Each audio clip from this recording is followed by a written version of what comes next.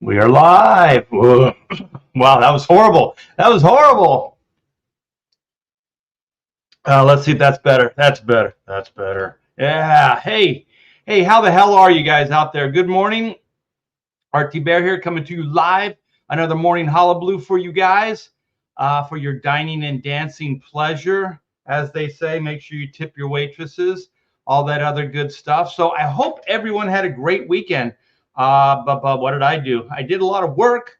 I did a lot of work trying to get stuff done for you guys so we can get some books out, working on black and white, scheming on how to get more oodles of doodles and other stuff too. My art book into your hands. We are still live, by the way, on that. I think we're entering our sixth week. Our sixth week. Yeah. So we got this week and then the following week. So we got 2 more weeks. So time is growing short, as they say. Yes. Let me see. My hat feels weird. Got to move it. Is that better, right? No? That's better. Yeah. Oh man, I still have my X-Men backdrop there. That's cool. I didn't even notice that. So as always, you guys, the Hullabaloos are very interactive. So feel free to chime in the chat and ask me anything, and we'll get this party crazy shortly. So we got, oh my gosh, San Diego Comic-Con has dropped so much info and junk on us as the comic book audience. And one of the things I wanted to get to it earlier, but life being what it is, the Colin Kaepernick uh, comic book company. I don't even know what the hell to call it.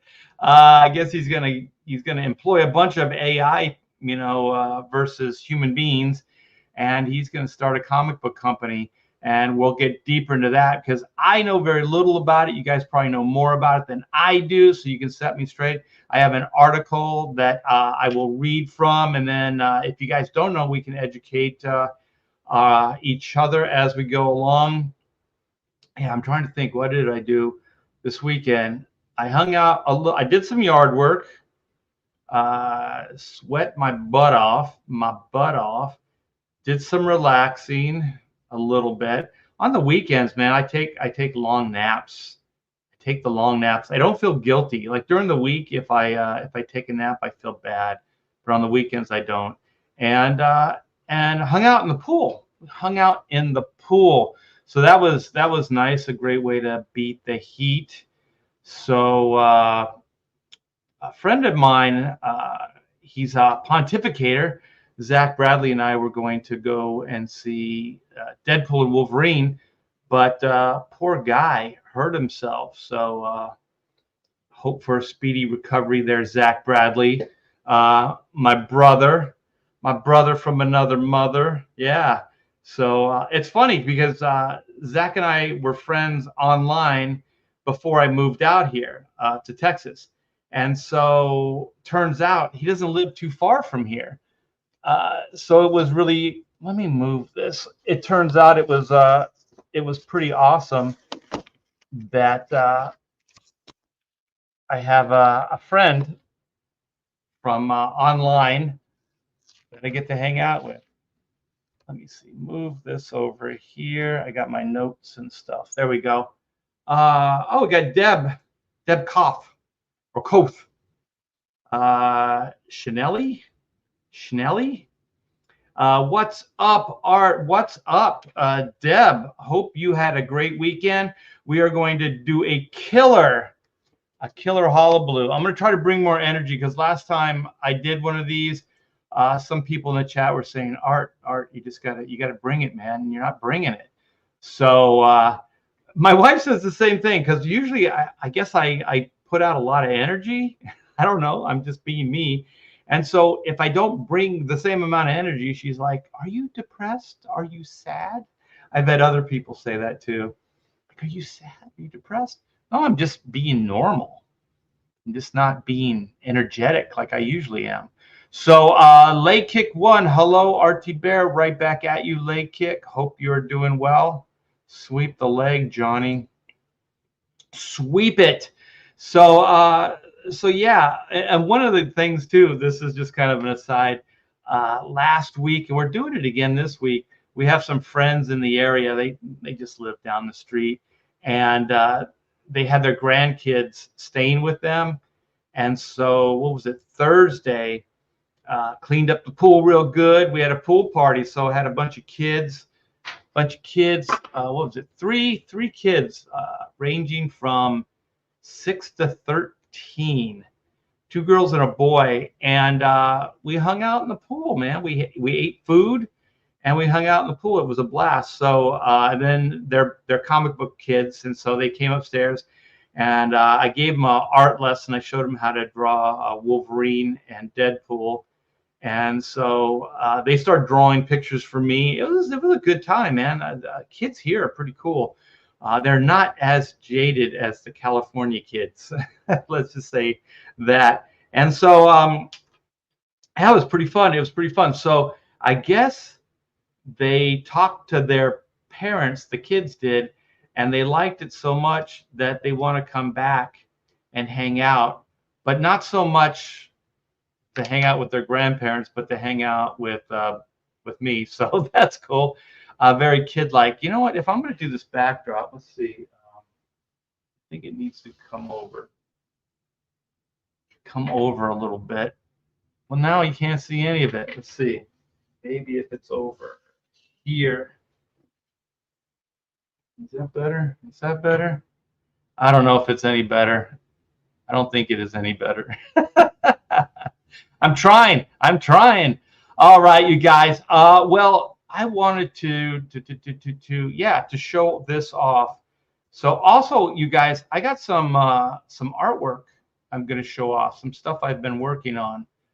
So these paste up things are not working. I'm going to have to pull them down. All right. So here we go. This is Oodles of Doodles and other stuff too. So this is the new campaign. Let's play the video. Let's go big or go home. Art T-Bear's Oodles of Doodles and Other Stuff Too is a 60-page, 9x12 hardbound book that will be printed on thick glossy stock paper and is a compilation of artwork from award-winning artist, Art T-Bear. This book is filled with images that come from Art's Marvel, DC, Image, and Comicsgate work. That includes convention doodles, commissions, creator-owned IPs, and pop culture subjects that Art has brought to life with his masterful draftsmanship.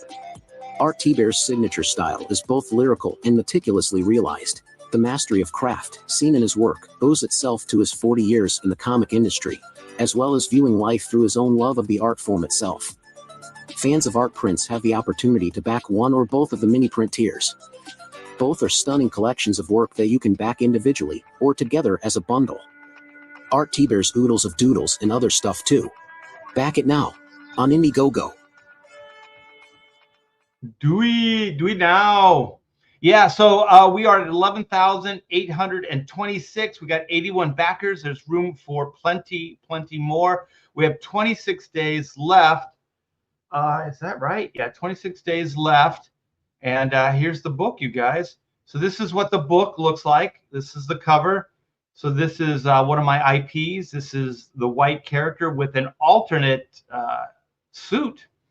So this is, I've been playing with different suit designs over 30 years. And so this is one of the many. And so I put this together, got it colored up, and I thought it came out pretty damn good. So it turned it into the cover of the art book. So it is a 9x12, 60-page glossy stock. We have just added 4 pages to it in the form of stretch goals. So I'm going to put some artwork together. I know I keep saying this stuff, but like I said, the days being what they are, there's so much to do every day. And I've been really working hard to get that black and white campaign, the book in good shape, and getting the campaign going, which we're going to launch in October. So probably late October, so closer to Halloween. And so look forward to that, but that's taking all my time. So I do feel bad that I haven't really been promoting Oodles of Doodles and other stuff too that much. So if you guys could help me get the word out by, sharing this on your social media. I would appreciate that. But yeah, so now it's going to be 64 pages if we can get to that 14K stretch goal. So let me see, where are we at? So we're almost at 12. So another 2,000. What's that? Like 20. Let's just say 22. Almost a little under 2,200 dollars, and then we'll be at that stretch goal, and we'll get those 4 new pages. Speaking of pages, here are some of them. It's a gorgeous book, you guys. It is absolutely fantastic. I am very, very proud of the way this book came out. And the reason I'm talking this way is because this is the second printing of this book. So this came out a few years ago, and we completely sold out of this bad boy. And these books, the original print run, some of them are going on eBay for 100 plus. As far as the collector market. So there is a collectible market here for this art book. So we got these 2 pages here with Kirk and Cyberfrog. These are 2 new pages. There's going to be a lot of new pages in this version. So it's not the same version as we've already published. There's going to be a lot of new pages. And obviously, if we can get to that 14K, then we will get 4 new pages. So here's 2 other new pages. So this is 4 pages right here, you guys. So there's going to be not only new pages, but there's going to be some artwork traded out. So some of the pieces that were in the original book will no longer be there, and they will be traded out for new artwork. So this is going to be a completely, pretty much a completely different book. Actually, I should drop that completely out. It's going to be a different book with a lot of new pieces of artwork in there. There are, what did I did a page count, like an artwork count. I think there's like 140 different pieces of artwork in this book. And you could look at the page count and go, well, there's a lot of art books that are bigger than this, but don't have as much artwork, because some of those art books, there's a lot of text, and there's like just full page spreads. So there'll be like 1 page of like 1 piece of artwork, or they'll show like inks, and then they'll show colors. And then that 1 piece of artwork is 2 pieces or 2 pages worth of content. Not this book. I mean, we do have some of that, like the cable, but a lot of it is like this Captain Kirk page with Cyberfrog, Gemshock, and Lilith from Graveyard Shift, and of course Gigantor, pencils by the great Mike Mignola, inks and washes by me. Yeah, these are what is that? 5 pieces of artwork. So that would be the equivalent of like 5 or 10 pages of some other art books. So there are a lot of there's a lot of artwork in this book, you guys. So yeah, we got the cable, and this is a fun before after, because these are, I digitally re-inked it off of the original scans. So that's the one on the left, and then the right is brand new color work from Thomas Mason. So the only place you're going to find these 2 pieces is in this art book. So there's a lot of artwork that is just kind of a one-off, very rare, very rarely seen. This is 40 years in the making, so there's a lot of artwork. I'm not sure that stuff goes back 40 years because some of that stuff is, early, and I don't think anybody really wants to see that. So it pretty much goes back as far as I'm proud of, like the artwork. Some of like the first 10 years, I don't think there's any of that in here. So if you guys want to see some of that, let me know, and maybe I could add that in. So yeah, we have some creator-owned stuff I did. I did some cartoon development stuff. So this is a show I came up with. It's called Hit, and I pitched it at Cartoon Network, Adult Swim, Spike TV. Got some favorable response, but no development deals. So that's the way it goes. As my dad said, first your money, then your clothes. So Grandpa T Bear. So yeah, also we have this is 2 new pages. So this is 3 different pieces of artwork that all represent work in progress for the She commission I did not too long ago. So there's a work in progress. There's the rough pencils, tightened up marker drawing, and then the finished inks, pencils and inks on the right hand side. So there's all kinds of fun stuff here, you guys. Unexpected things. There's some toy designs that I've done in the past. There's some packaging, toy packages, packaging, I should say, that I've done in the past. So that's going to be in there. A lot of different covers that I've worked on, like indie stuff that probably didn't see the light or didn't really, not a lot of eyes got to see it. So a lot of rare stuff in here. Also, we have some killer prints, you guys. There are a couple tiers that have some great print uh, displays here for you to back. So one of them is Pitt. Thank you so much, Del Keown, for letting me use your character. I do appreciate that.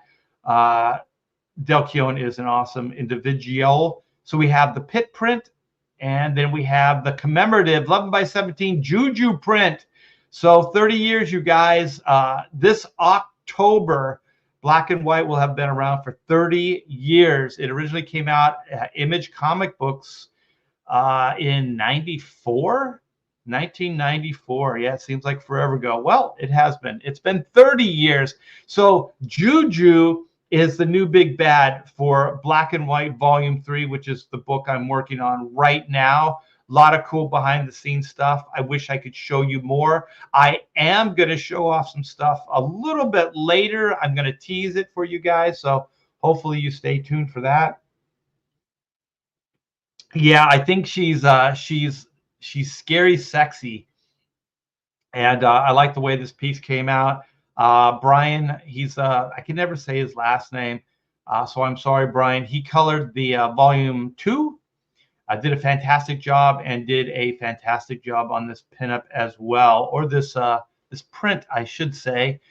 So I'm thinking, yeah, that this is not going to be in the book, you guys. So the only place you can get this piece of artwork is to back the tier. So we do have this in a couple different tiers.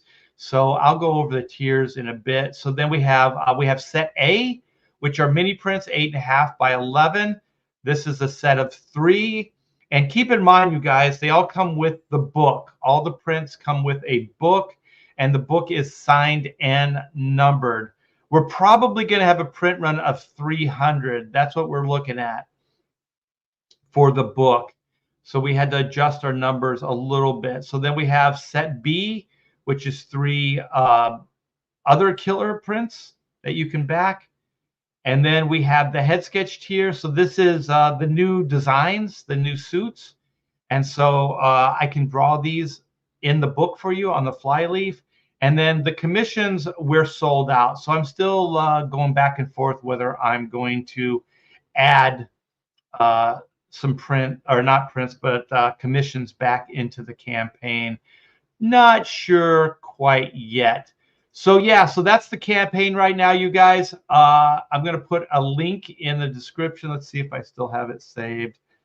Hopefully I do. Yeah, there it is. So here it is, you guys.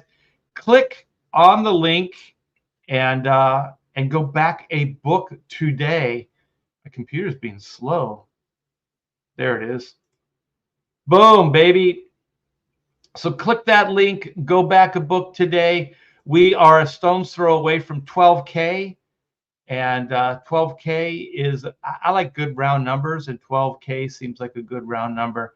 So we have Zaid. Hey, Philip, what's up, man? Good morning, all. Good to have you in the chat, Phil. We got Torchbearer Studios, Morning Art. Hope you had a good weekend. Right back at you, Torchbearer. Let's see what Leg Kick has to say. RT Bear, Did you see the McFarlane Batman cowl replica from the Keaton movie? I did.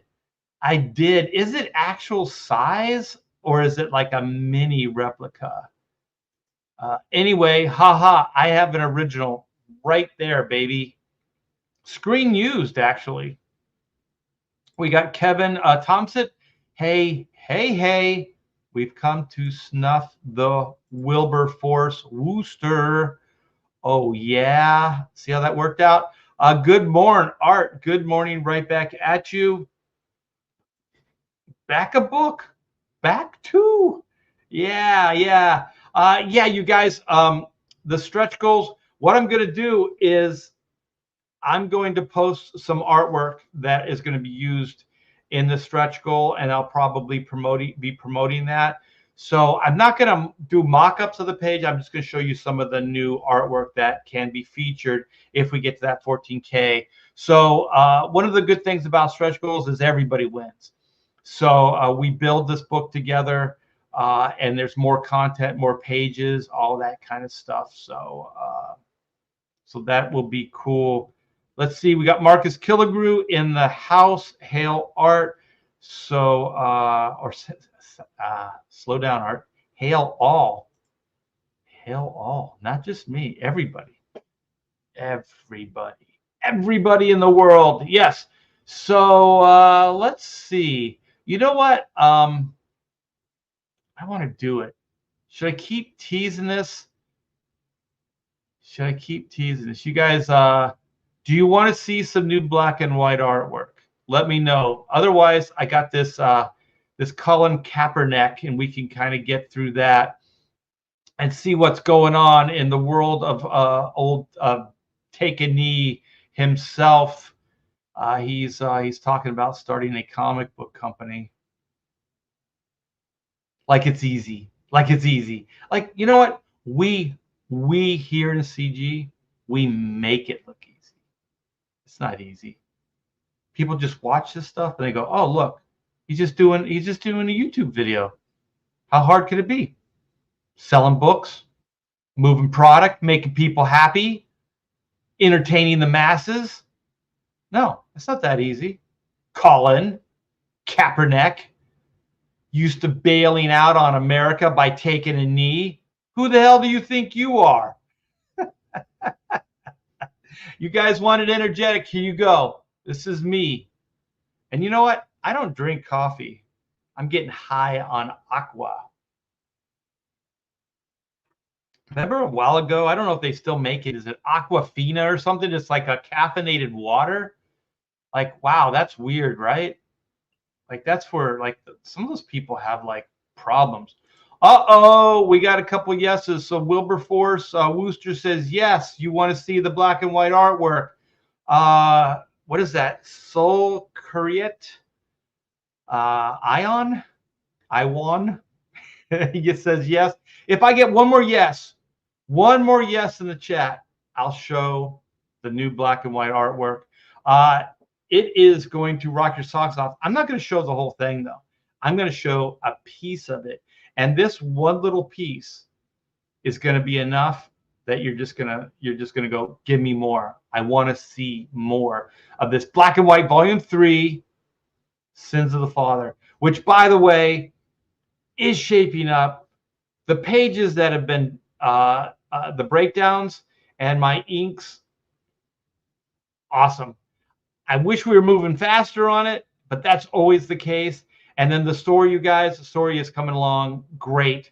Once again, wish there was more done, but everything that is being done is top notch. I think this could possibly be the best black and white story of all. The first 2 volumes, 1 and 2, which we will be offering in the new campaign, you guys, so I don't want anybody to feel left out. It does tie into volume 3 and 4. So 3 and 4 are going to be kind of paired as 1 and 2 were, because for some reason 100 plus pages feels good for me.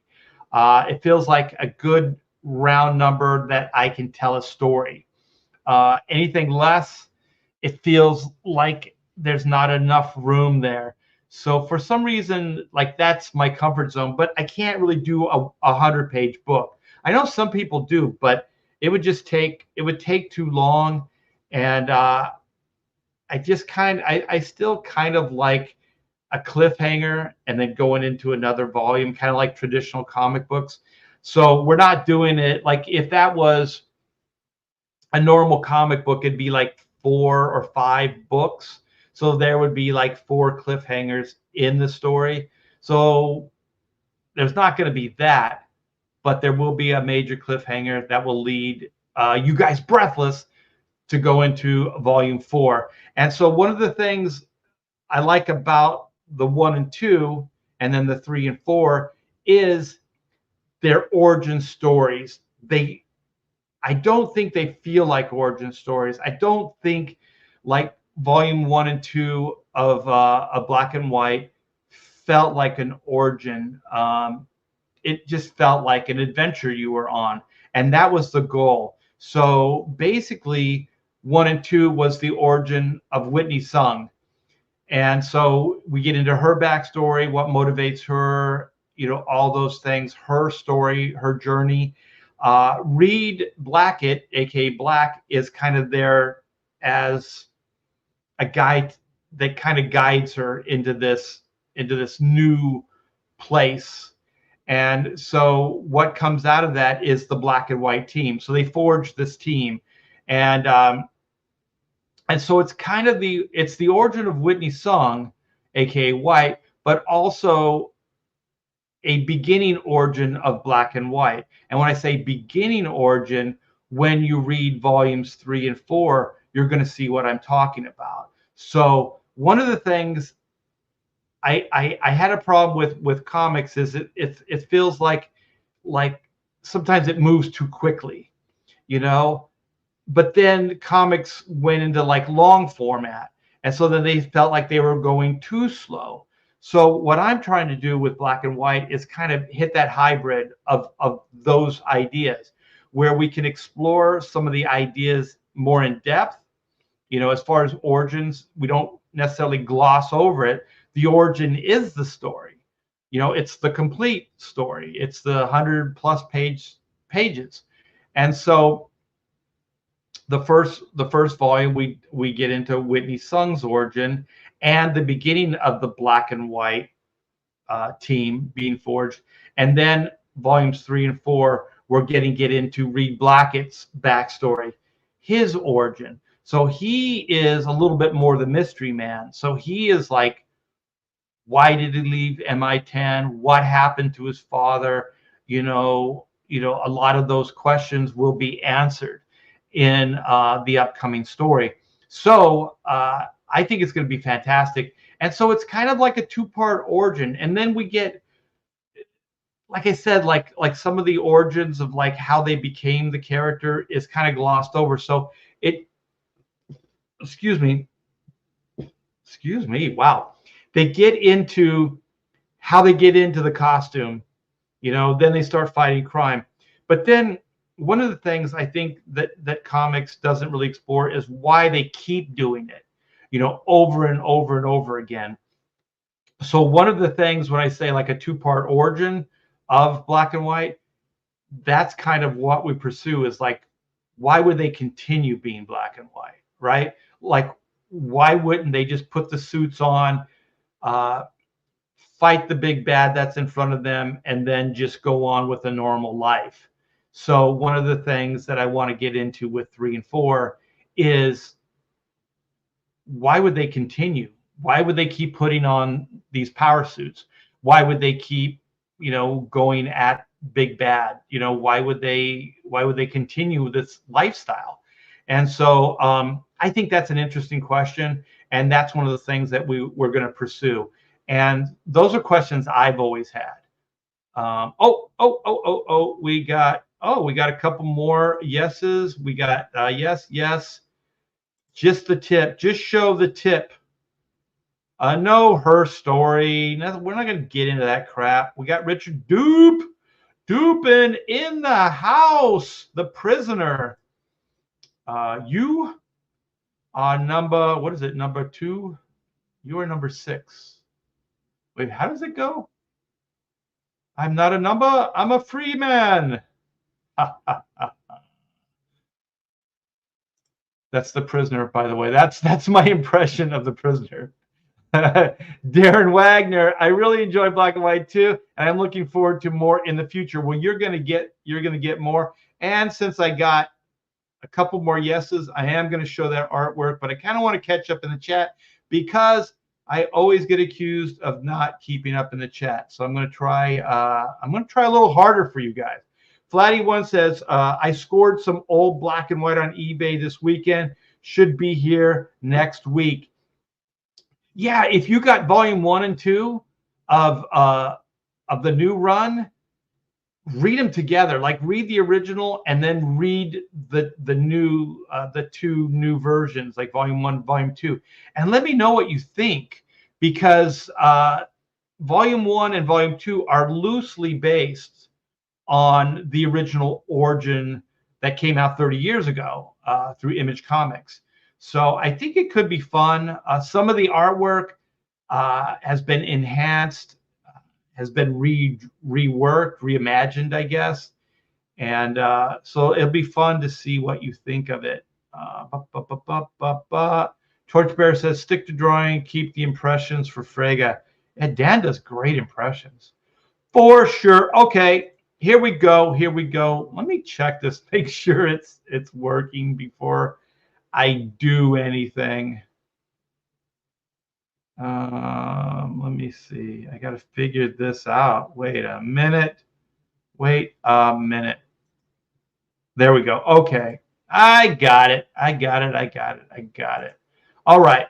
So click this lever, pull this button, click this button, share. I am sharing. So hopefully you guys are seeing this.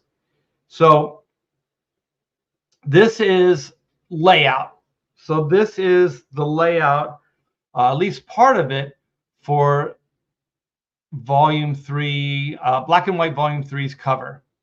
So this is not a rough per se. So there's a rougher version of this.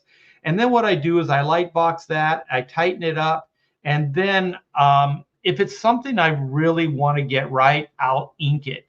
So I just take a marker and then I kind of ink it up. And so you can kind of see how it's progressing. There's some light sources, some shadows that I kind of throw in there really quick.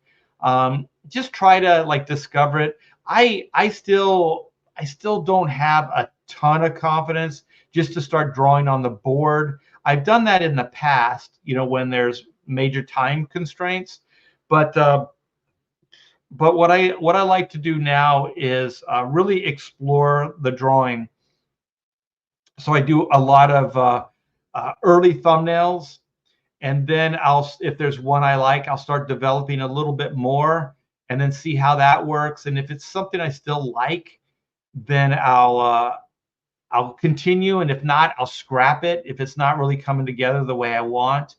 And so one of the things I do now, which is very, very cool to have friends like this within the industry, is the professionals. So what I do is like layouts like this, I'll send it to those guys in the green room, and I get great feedback. So Andy Smith gave me some really good feedback on the white figure, which when I show, I have a tighter version of this. Actually, I have it's still work in progress, but it's pretty much finished version of this that I'll show in just a minute. And you'll see how the figure kind of changed. And then Graham Nolan gave me some insight on the Reed Blackett figure, the black figure that you can't see. You can kind of see his lower body, but not the whole thing. And it was a great suggestion, and I appreciate it. Like, these guys don't just suggest it; they like doodle stuff up. Like Graham kind of drew over the image, and so did Andy. It's fantastic. on Black and White Volume Two's cover, I got some great feedback from Dan Frega. So I really enjoy it.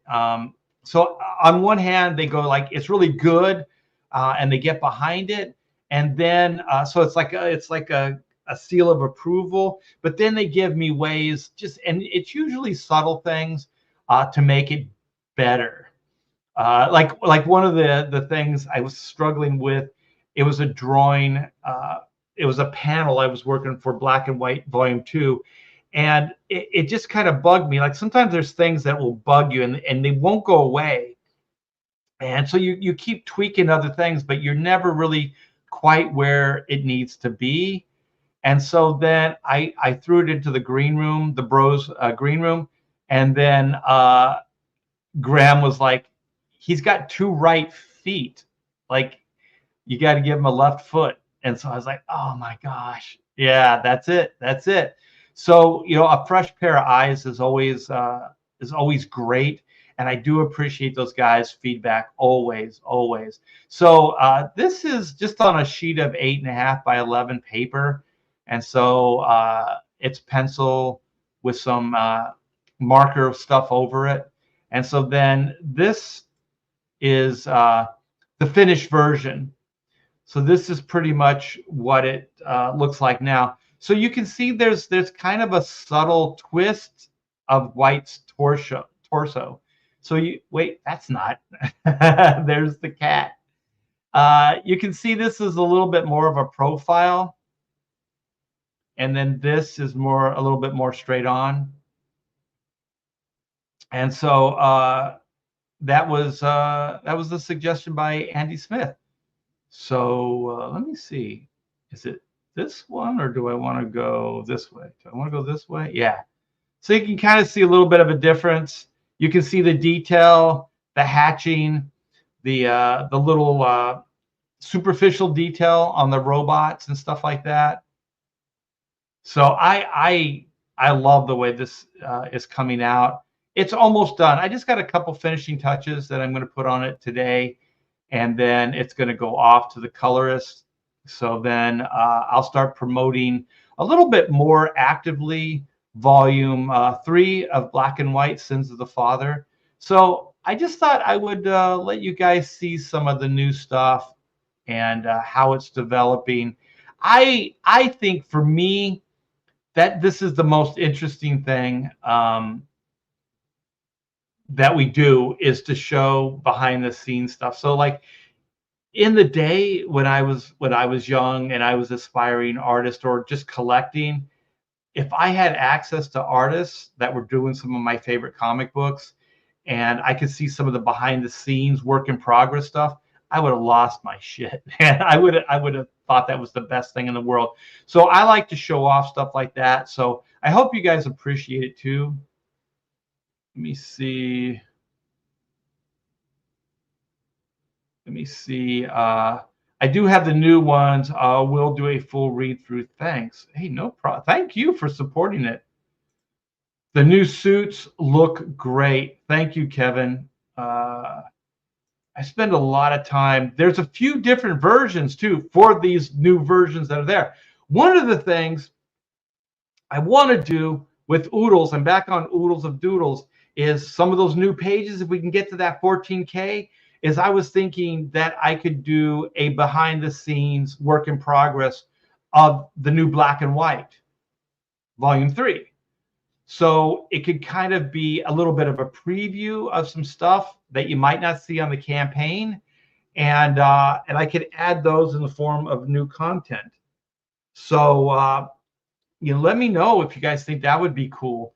So like some of the stuff I just showed you, I can put in there. I have turnarounds of the character designs. I have various versions of the helmets and suits. So I can throw those in there. And like Kevin says, like the new costumes look great. So I can show some behind the scenes development stuff, work in progress. So let me know if you think that would be cool. I can add that to Oodles of Doodles and other stuff too. Found an old copy of Wizard 14, 1992. Wow. with your X-Men cover on it from back when I thought you were Art Thibert or Thiebert. Hey, you know what? For a long time, I was Thibert or Thiebert. Um, you know, I had a German teacher in high school, and she knew how to say my last name correctly, and so from then on, I was known as T-Bear. Well, the transition wasn't that quick, but it was it was slow going. I remember after the teacher told me that it was the first day of class, and she was doing roll call, and she said Art T-Bear, and I was like, who's that? And then I guess she kind of knew because of where I was sitting or whatever. She goes, it's you. And so I said, what are you talking about? She goes, well, your your origin is France, right? I go, yeah, French Canadian. It's my dad. And so she said, yeah, that's how you say your last name. So I was like, whatever. So then I came home. My dad got home from work, and I said, Dad, is our last name T-Bear? And he said, yes. And he walked away from me, and he cracked open a beer and lit up a cigarette. I love you, Dad. I love you. R.I.P. I wish you were here. I wish you were still here. Yeah, so it was a little bit of an uphill climb to reclaim the last name because my parents they were tough on us. They were good parents, but they were a little docile with the rest of the world.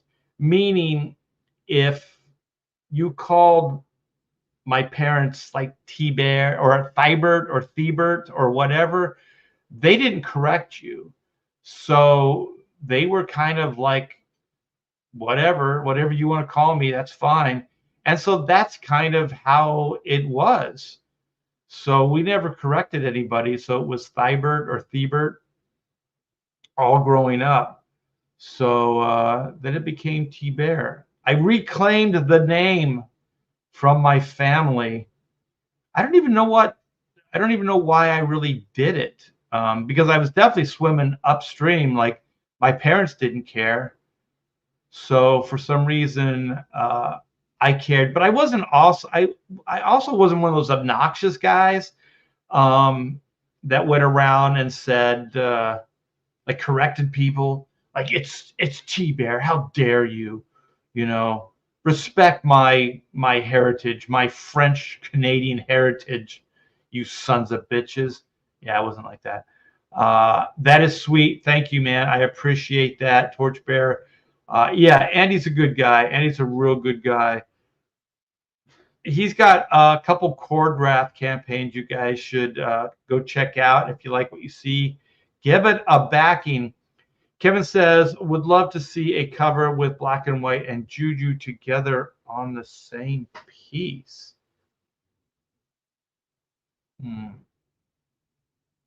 Kevin's always got great ideas. Yeah, I want to do some variant covers. Hmm.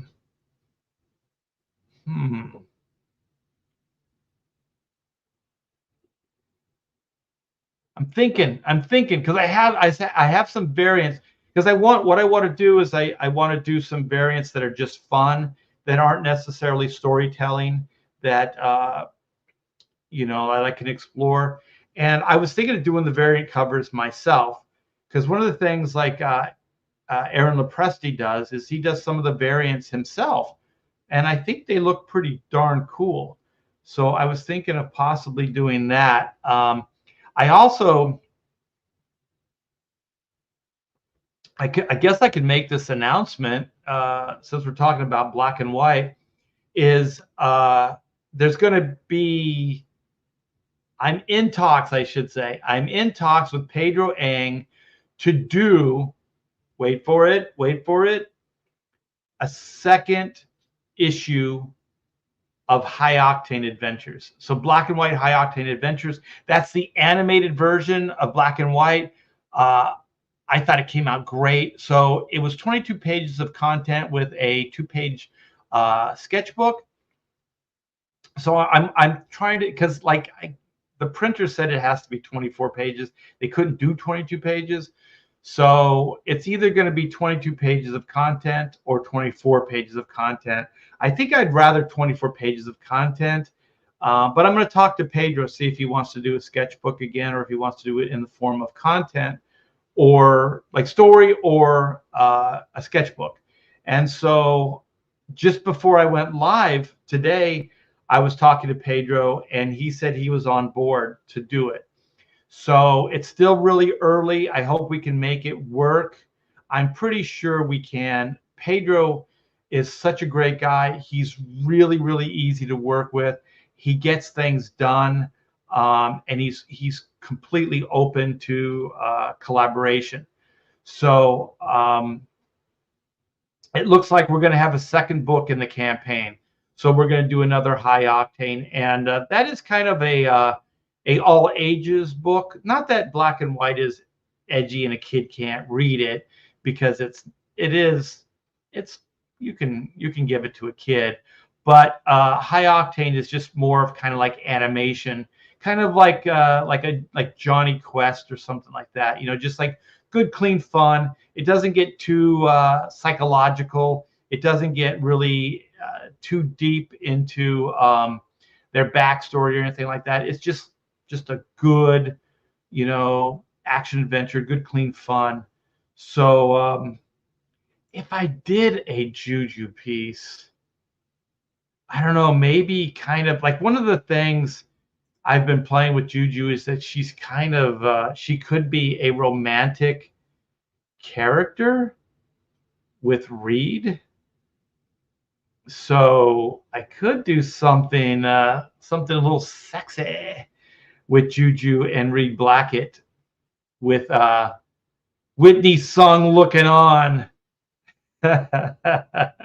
One of those kind of covers. The threesome.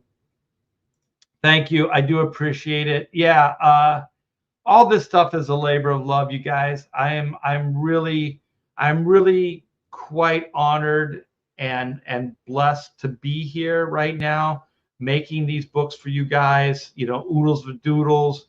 40 years in the making, getting my art book out here. You guys supporting it like the way you are. I mean, it's absolutely fantastic. And then of course Black and White and Chrono Mechanics. Like I wanted to get a Chrono Mechanics, like do a second printing of the oh my gosh, retrofit out for you guys, because there's a lot of people that don't remember the book or didn't back it. It was a smaller campaign. So I think that's going to have to wait for next year, though. I always have these grand plans for the year, and then just time gets away from me. No, they didn't say T-Bear. I had never heard my last name T-Bear until that teacher said it. So it's a little bit of an identity crisis, but they didn't really care, and I didn't at the time. I never really did, to be honest. So for some reason, I think the reason I just like the way it sounded, T-Bear versus Thibert or Thibert. I kind of like T-Bear, and then it kind of paid off over time, because I could brand it better, like the way I spell it, T-Bear. Sometimes I would sign covers like T-Bear, Bear with a dash. I remember going to Canada a couple times, and people there, they don't even hesitate. They just say T-Bear, like it's not a big deal. They know exactly how to say it. So I kind of like the way it sounds. So it worked out, like I said, kind of for branding as an artist and stuff like that. Darren Wagner, I didn't get your name as wrong as I got Bill Senkevich's name. What did I forget how he told me? Like he said something sandwich. Like he said something like think sandwich, like Bill Sandwich, Bill Sienkiewicz. Some people want to say Senkowitz. But I think it's Sentkevich or Santkevich. I think that's how he told me to say his name. Luffy. Luffy is God. And that teacher was God. Art went to school with Adam and Eve. That's funny. That is funny. Let's see. Darren Wagner. One time I was talking to Clint Helinski at Falcon, is at a convention in Minneapolis, and I mentioned Bill Wicks, and he looked at me and said, "Do you mean Bill Sienkiewicz?" Yes. uh, it's weird when other people correct people. Like it's not even your name, and then you correct people. Like Mike Magnola. I think it's Mike Magnolia. No, it's not Mike Magnolia. I think it's just Mike Magnola. Magnola? I think. I don't know. It's weird when you start intellectualizing things too. It's hard to say. When you think about it too much. Torchbearer Studios, if you have a difficult last name, you are bound to end up in comics. That's true. That's true. Hey, Art of Roy, what's up? Digging your post, man. Artwork looking fantastic. I always knew it was pronounced T-Bear because you pronounce Thibodeau. Yeah, there's no H, and you don't like X's and H's, and yeah, yeah. So it's weird. Like you say the T, you really say the T sound, even though there's an H there, and then the B's are real heavy, like T bear or T ba or T bedo. Um, Interesting. Let's see. Ooh, the chat is getting away from me, you guys. Art even think of taking a conceptual art course on technical mechanical or what is that? I don't know how to say that.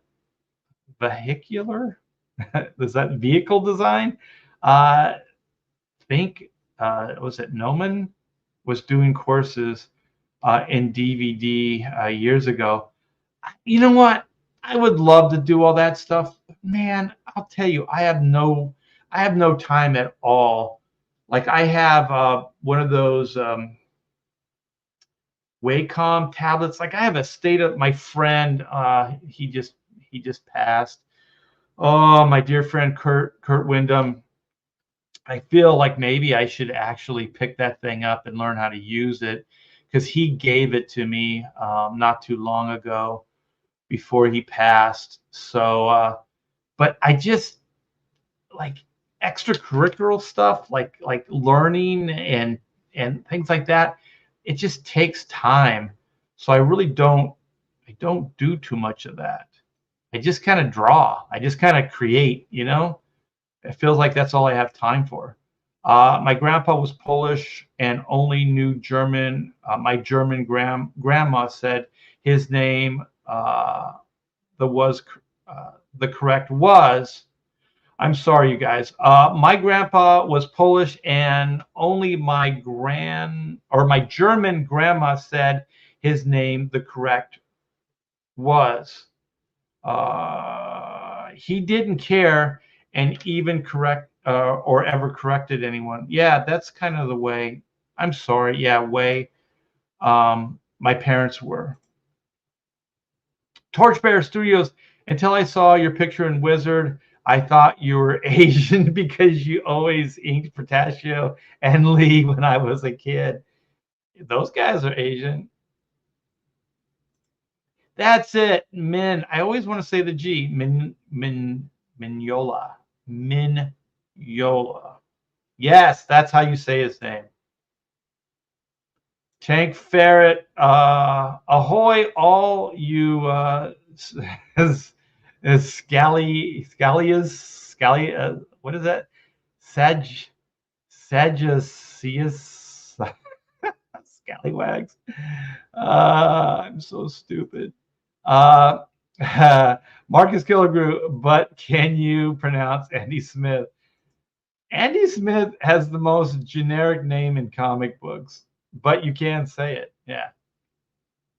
When you're a kid growing up in rural Wisconsin, especially in the 80s, you didn't get to hear the names of comic pros pronounced very often. No internet either. Yeah, and I think like what was cool about like Wizard Comics is they did an interview or something like that with me, when it was in its prime. And I think in parentheses, it had my name, and then in parentheses, it said T-BEAR. And I thought that was very cool. Tank Barrett. A lot of new faces. Way to go. Red Dress Press. Ahoy. Ahoy, hoy. Let's see. I can't get enough of that sugar, Chris. Is that the breakfast cereal? All right. Let me get this. Wizard, the board time lord.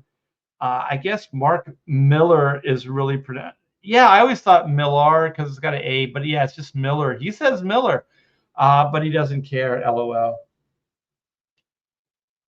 Yep, yep. I think he's lying. I think it's Millar. Why would you have an A? I mean, I don't even know if you can't even really hide behind a nationality for that one.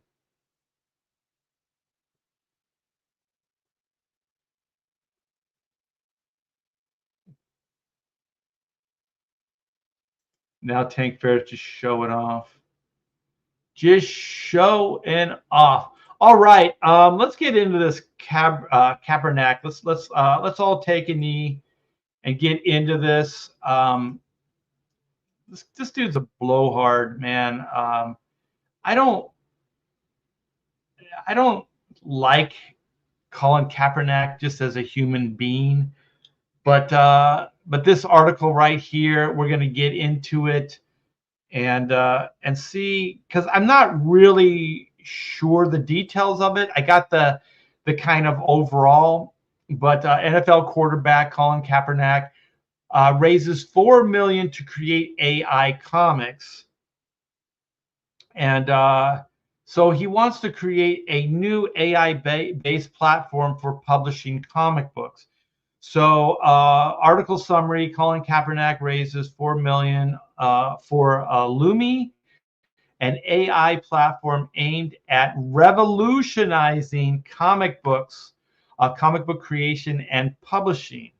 Lumi empowers creators with tools to independently create, publish, and merchandise digital and physical comics. Okay, venture capital firms and notable angel investors back Lumi, highlighting its potential to democratize storytelling. Okay, addressing industry barriers, Lumi aims to provide financial stability and creative control for comic book creators. Okay. Colin Kaepernick, former quarterback for the San Francisco 49ers. He was, I don't think he was ever like he was never the main quarterback. He was always like the backup quarterback, right? I've never really followed this guy's career too much. But anyway, it sounds like he's not playing football anymore, so he's got to figure out how to make his next grift possible. So he has raised $4 million in investments for Lumi, an AI-based platform for publishing comics and graphic novels. You know what? I could click that and find out more about Lumi. 776 led to a seed around alongside Caper Capital and Impelment Ventures, angel investors, whatever. I don't care about all these guys. Tech execs from Meta, different people. So This is the buffoon here. What a complete jerk. The reason I say that is because I think he has created a lot of divisiveness in this country. And I think he only has, the only thing he can do is tear down and destroy. I think that this venture, even though they're trying to make it seem creative, I don't think it really is. But I'll get into how I feel about it once we get through this article. Lumi is intended to empower. See, these are words that people use now. It's bullshit words like empower comic creators by providing them with tools needed to independently create, publish, and merchandise their stories both digitally and physically. All right, there's all kinds of outlets right now to do these things.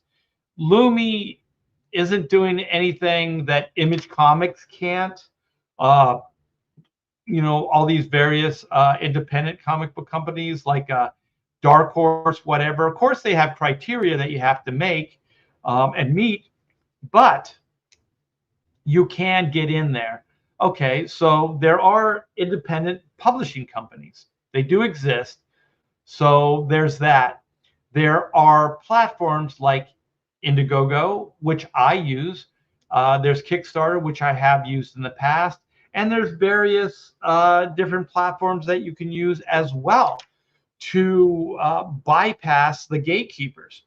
So if you want to, and you have faith in your creative, property, you can independently fund your own book. You don't need Lumi.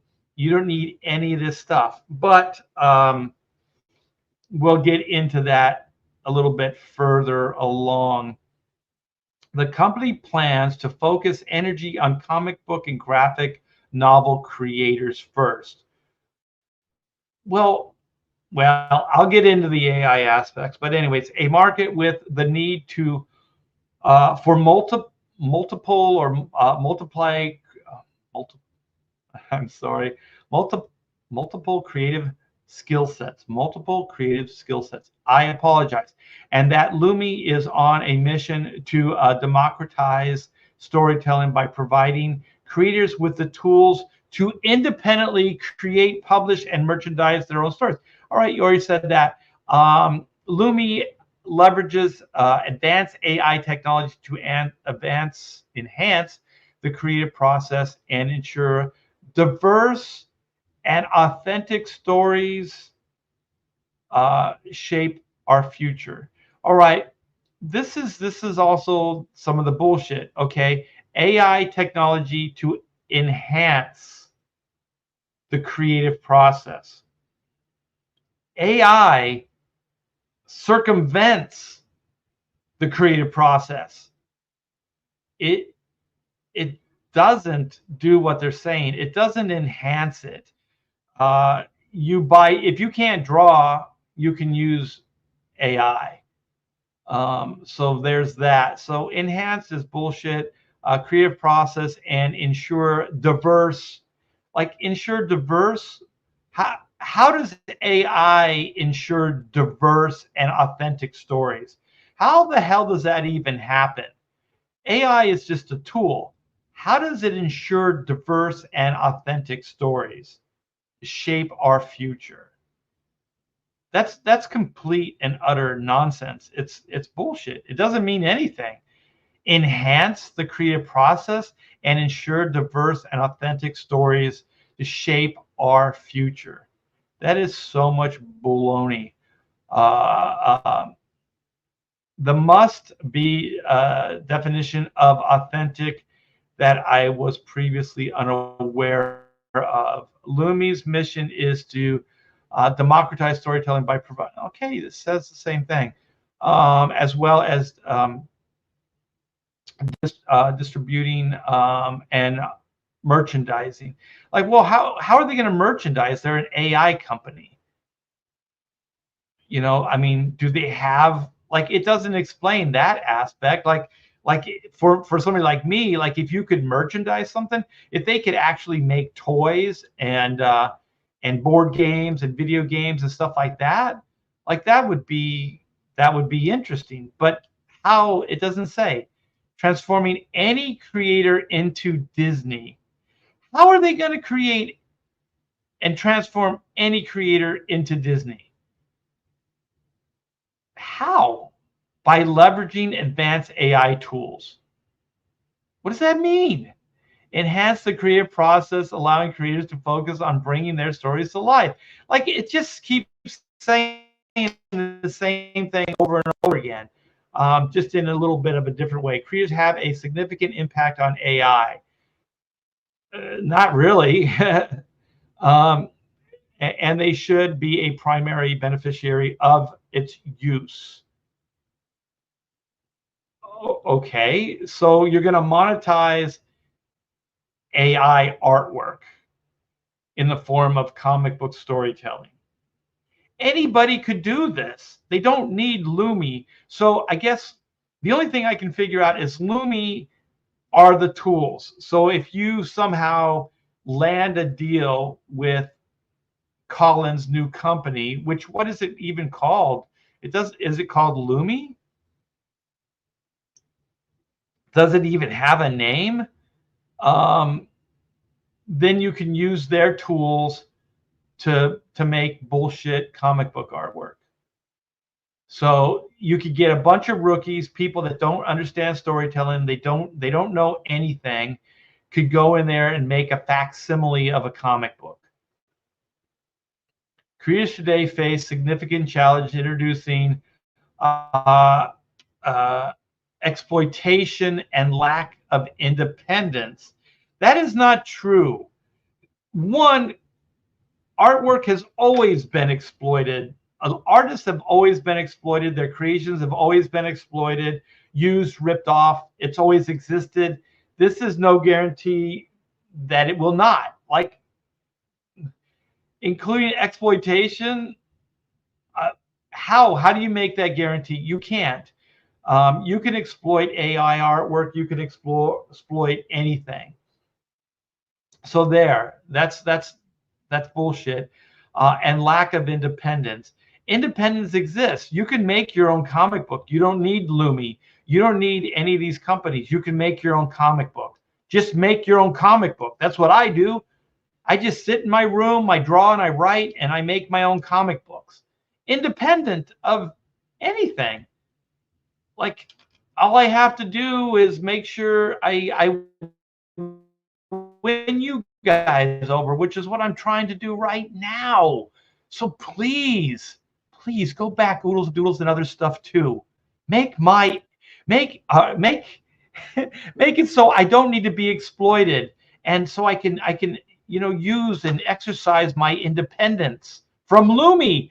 I'm exercising my independence from Lumi. You slave traders. Lumi will use you. They'll exploit you. They'll take away your independence. Just sign on the dotted line. Lumi addresses these issues by providing an end-to-end solution for storytelling. What does this even mean? End-to-end solution for storytelling. This is so full of shit, man. I don't understand any of this. Leading to more financial stability. How do you make that claim? Is Lumi just going to pay you regardless of what bullshit you put together? And what? Does Lumi then own something or nothing? Like, what do they get out of it? Like, are they just providing the tools? They don't make any money off of you? You're completely independent? Lumi is just doing this out of the kindness of their blackened heart? This is weird, man. Financial stability, how do you make that promise? How do you promise financial stability? Creative control, possibly, but you're a company. If somebody does something you don't like, you're going to gatekeep them. I guarantee you. and ownership of their work.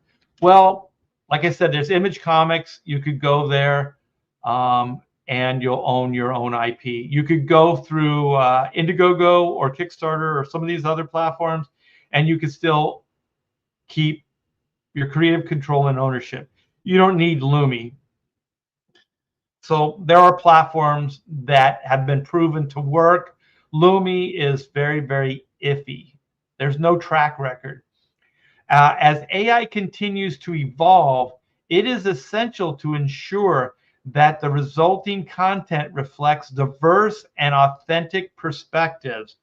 Listen, man, I am one step away from dropping an F-bomb on these sons of bitches. Fuck your diverse and authentic perspectives. That all comes from the individual. You know, you're saying that you're going to be independent. You're going to be able to control this. Well, how do you then promise diverse and authentic perspectives? You know, when I see that, I think agenda.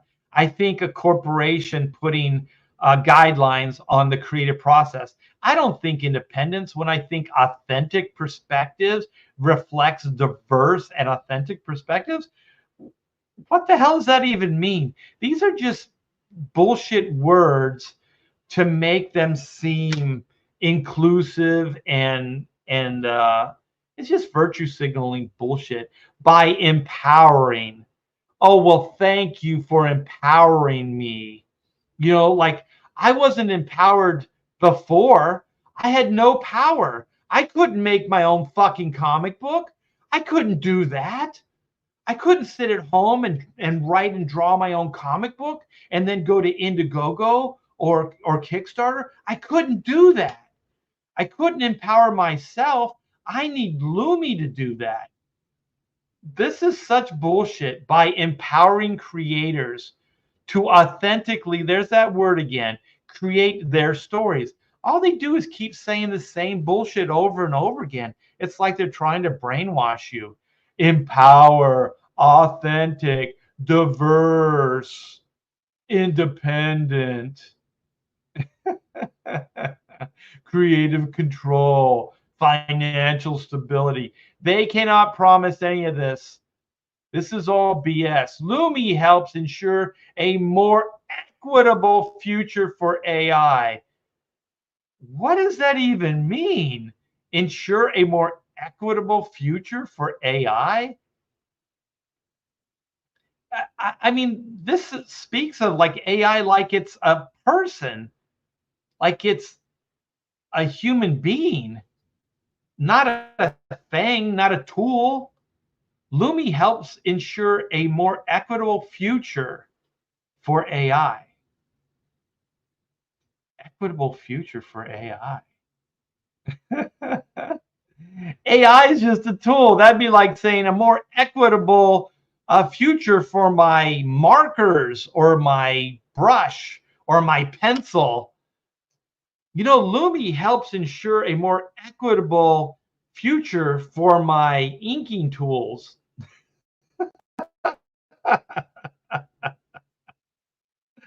I hope you guys are getting a kick out of this and I'm not boring the shit out of you because I love tearing apart this shit. This is such baloney. By empowering creators to authentically create their stories, Lumi helps ensure a more equitable future for AI. Future for AI, equitable. AI is just a tool. It's just a thing. We're going to have a more equitable future for, I don't know, my pin nib. Anyways, let's continue. This thing is just chock full of BS. I'm not entirely sure that existing comic book creators, aside from maybe Brian Hemberlin, will see it this way. What? So Brian Hemberlin is okay with all this? Is that what you're saying? So is this your bullshit way of saying Brian Hemberlin endorses Lumi? Lumi was founded. Lumi was founded out of the barriers that Kaepernick discovered publishing his own works. This included high production costs, long production timelines, and gatekeeping within the industry. What has Kaepernick published? Has he published comic books? Maybe like his memoirs of how hard it was growing up in America, and how he had no potential, he had no future. America just downtrodden him, just pushed him down, made it so hard. Listen, people, life is hard. To succeed and to excel, it takes a lot of work. Kaepernick discovered publishing his own works. This included high production costs, long production timelines, and gatekeeping within the industry. Okay, production costs. So is Lumi saying that they're going to pay for all your production costs? Absolutely, out of the kindness of their heart?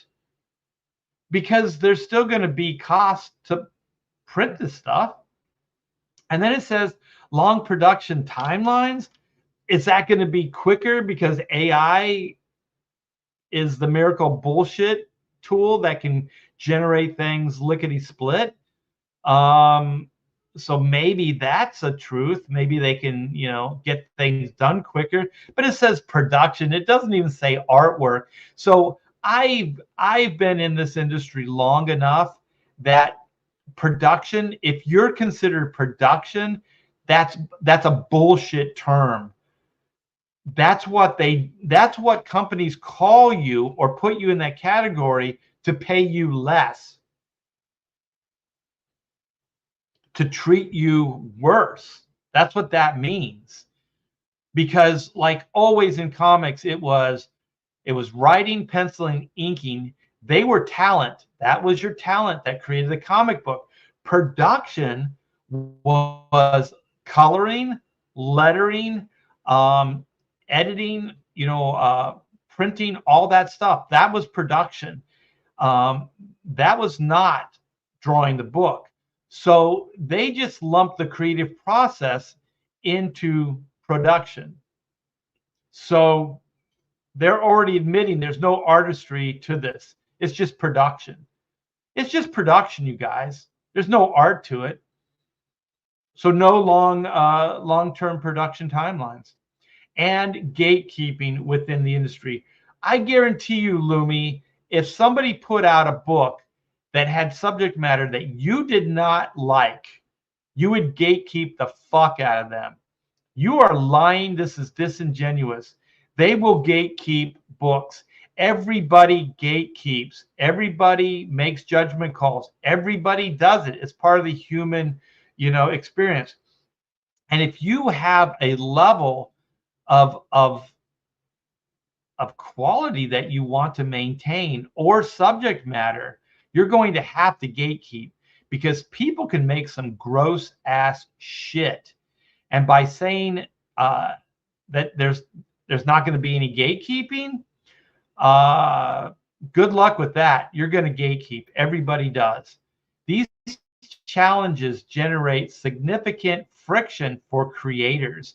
Oh, now you say creators. Preventing many projects from getting off the ground. By decreasing the barrier to entry, Lumi opens the funnel of creativity to the world, enabling a new wave of diverse, there's that word again, and innovative stories to come to life. How? By cheating the system?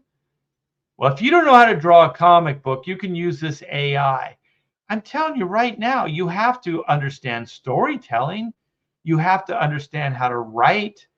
You can't just completely generate a good product out of AI whole cloth. You can't do that. People behind these tools are what's going to make it work. It's like I mentioned earlier, markers, brushes, tools, pencils. Those are just things that artists use. They're not they don't draw the images for you. I know AI does, but you still have to instruct the tools on how to do it. You can't, they don't just work on their own. It's crazy.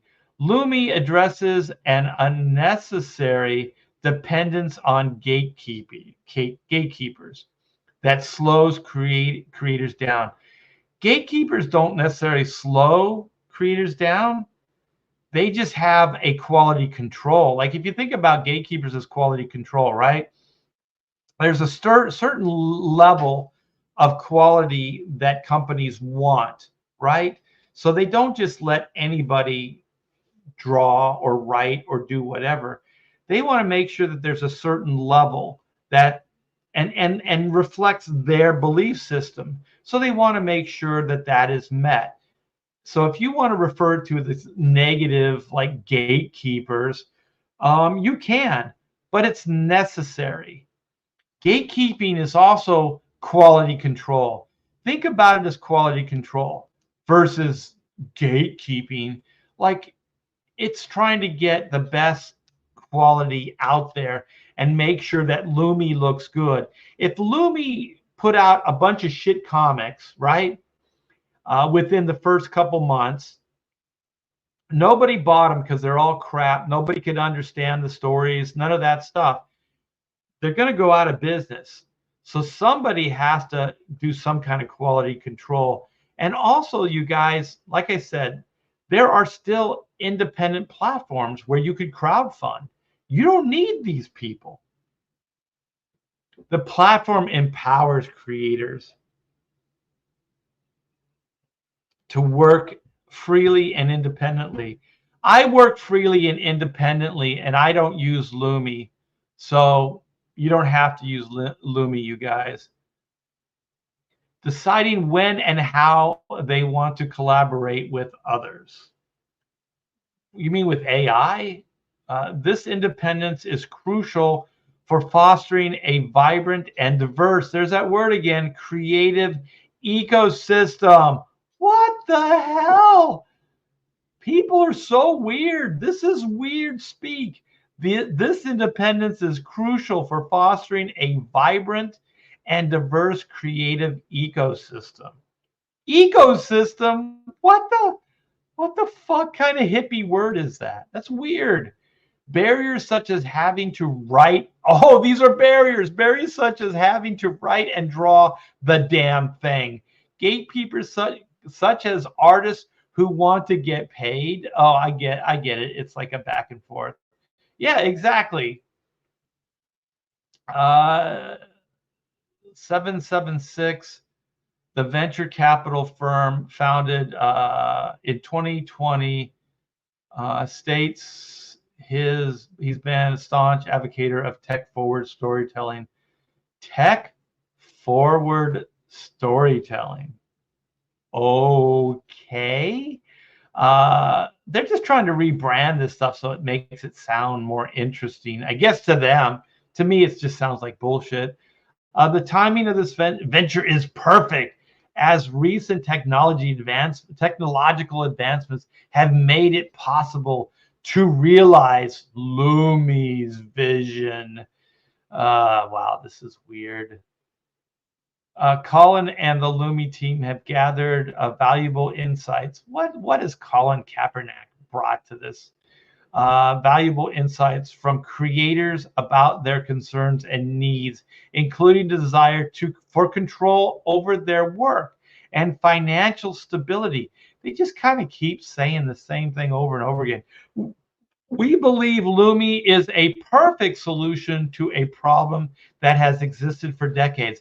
I'll tell you right now, all these things that you're saying are problems are the creative process. This is how you make a comic book. You're promising somebody like effortless comic books. Like, do you want to make a comic book without any sweat equity? Do you want to make a comic book without any real work? Do you want to make a comic book easy peasy? Well, guess what? Lumi's going to do that for you. We're going to level the playing field by making it okay for anybody to use their AI technology to make a comic book. I'm telling you right now, it's still not going to be necessarily a good comic book.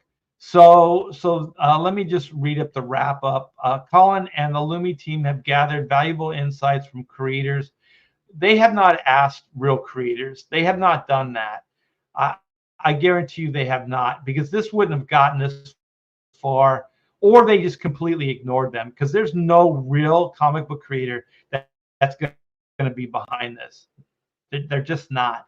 A partner, I'm sorry, valuable insights from creators about their concerns and needs.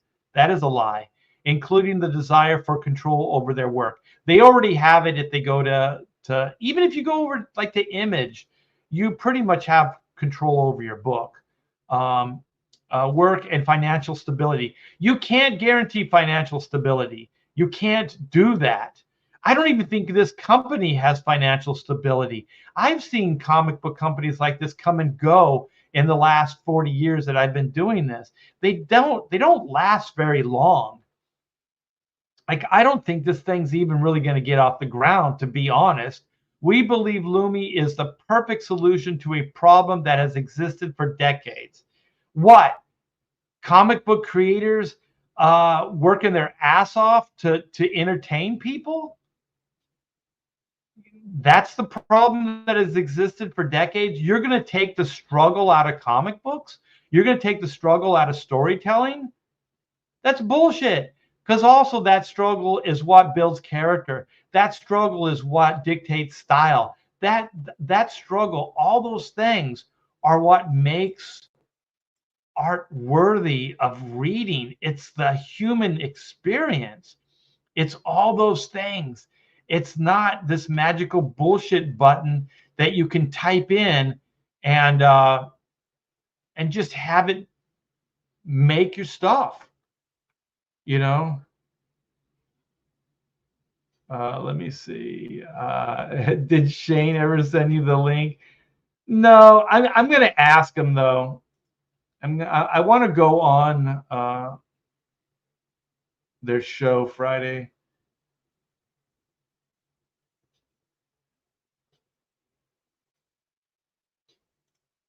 Bullet says the treacherous fool is insufferable. Yeah, I don't like the guy. Kaepernick. They should call. I don't even think they have a name for the company yet. Like, are they going to call it Lumi? And if so, what does Lumi mean? Like, it doesn't say a name for the company. It just says Colin has helped raise $4 million. $4 million for what? Oh, just to wrap it up before I start reading the chat. This is just a way for Lumi to build an AI platform. I don't think this has anything to do with comic books, to be honest. I think it's just a ruse. I think because there's a lot of comic book creators, there's a lot of aspiring comic book creators that may not have the talent. See, that's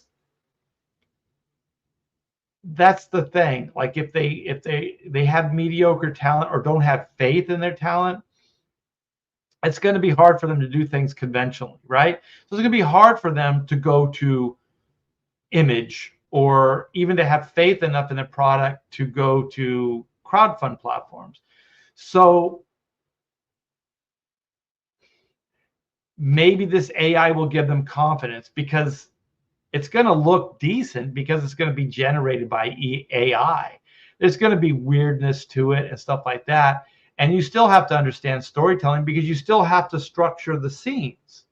So you have to understand storytelling, and you have to understand visual storytelling, because it's still panel to panel scenes that make a bigger story. So you have to know how to storytell. So there's still an art to it, even though you may be taking the artist out of the equation. You still have to know how to construct this stuff. You have to know how to prompt the computer, is what I'm trying to say. So I think this is just a way it's a ruse to get money for this AI company. Colin Kaepernick keeps making the wrong choices. It's sad what he has done to himself. Well, I don't really feel too bad for him. I think he's had a lot of great opportunities, and there are some people that are just very self-destructive, and I think he's possibly one of them.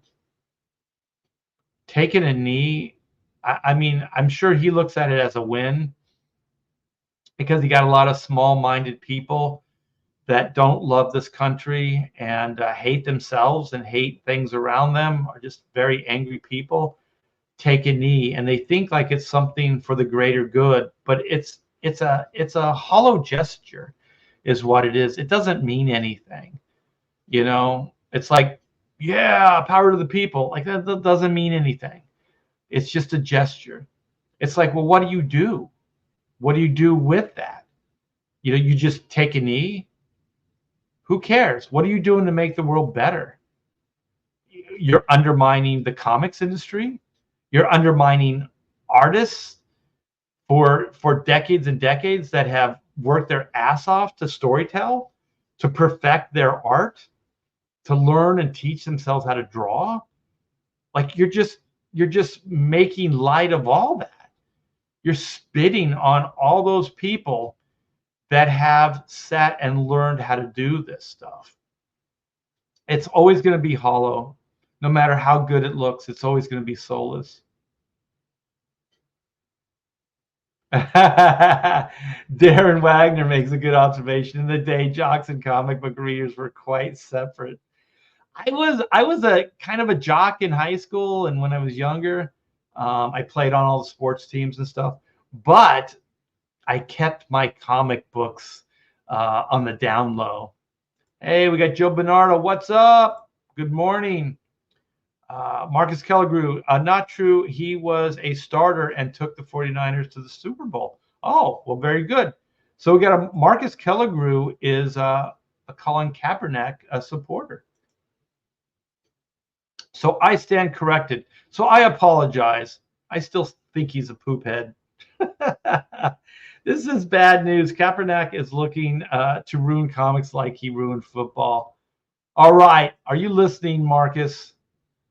I finally got a new X account, Spare Tank.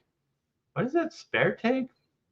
I'm off to work. Well, don't work too hard, man. Tank Ferret says, smash and like that button. Smash and like, hit. Oh, I'm so sorry. Smash that like button and hit that bell for notifications. I got an itch. I'm not picking my nose, you guys. Let's see. Joe Bernardo says his name is Kaepernick. He's never been poor or had anything that he can complain on. He grew up in a gated community, and he is the son of a rich doctor. Yeah. Kaepernick needed to make noise because he sucked as a quarterback. You hearing that? Marcus Killigrew?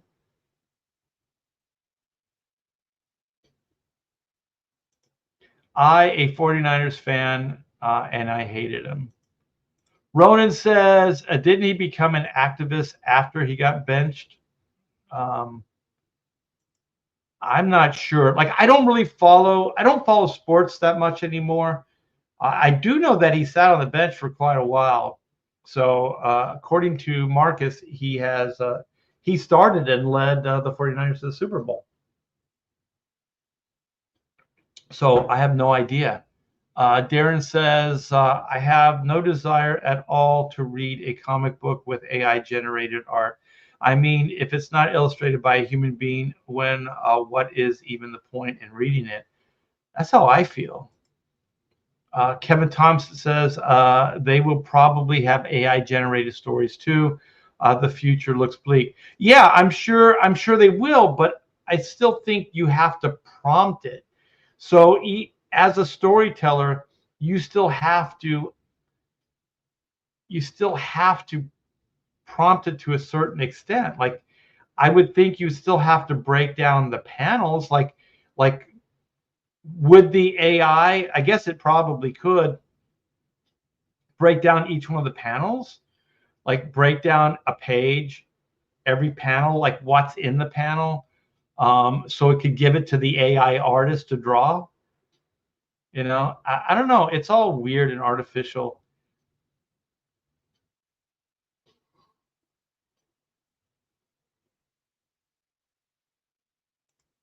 I am backing Lumi. Sorry, Art.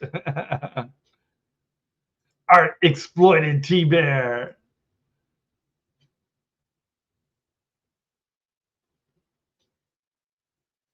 I have not watched this. I don't know what that is. Lumi is loony. I agree. Flatty1 says it means they want to cut of your stuff for nothing. Yeah, I don't know. I don't know how they can say financial stability. I don't know how they can make that claim. Leg Kick says empower you to give us your money. Yeah, there has to be some kind of buy-in, right? Marcus says, I think your boy Zach will eventually do an AI comic book. Hey, you know what? If somebody wants to do it, fine. You know, like I remember even Joe Quesada gave me shit for this. It was like when digital inking became a thing, right? So at first all they were doing is like taking pencils and kind of cleaning it up. They were cleaning up the pencil work. And so, you know, so like pencils are a little dirty. So these digital inkers would go clean up the work.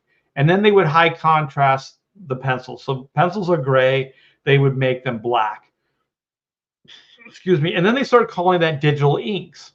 And then I don't really care what anybody does. To be quite honest, I really don't.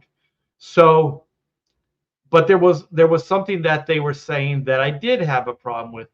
They were calling it digital inks. It wasn't inking. You could say digital cleanups to pencils, but it wasn't inking. It had nothing to do with inking. And then they started creating tools that were digital ink tools, right? So it was kind of a tactile. So you still had a pen, but instead of drawing on paper, you were drawing on a pad. And what it did is it had different pen nibs, right?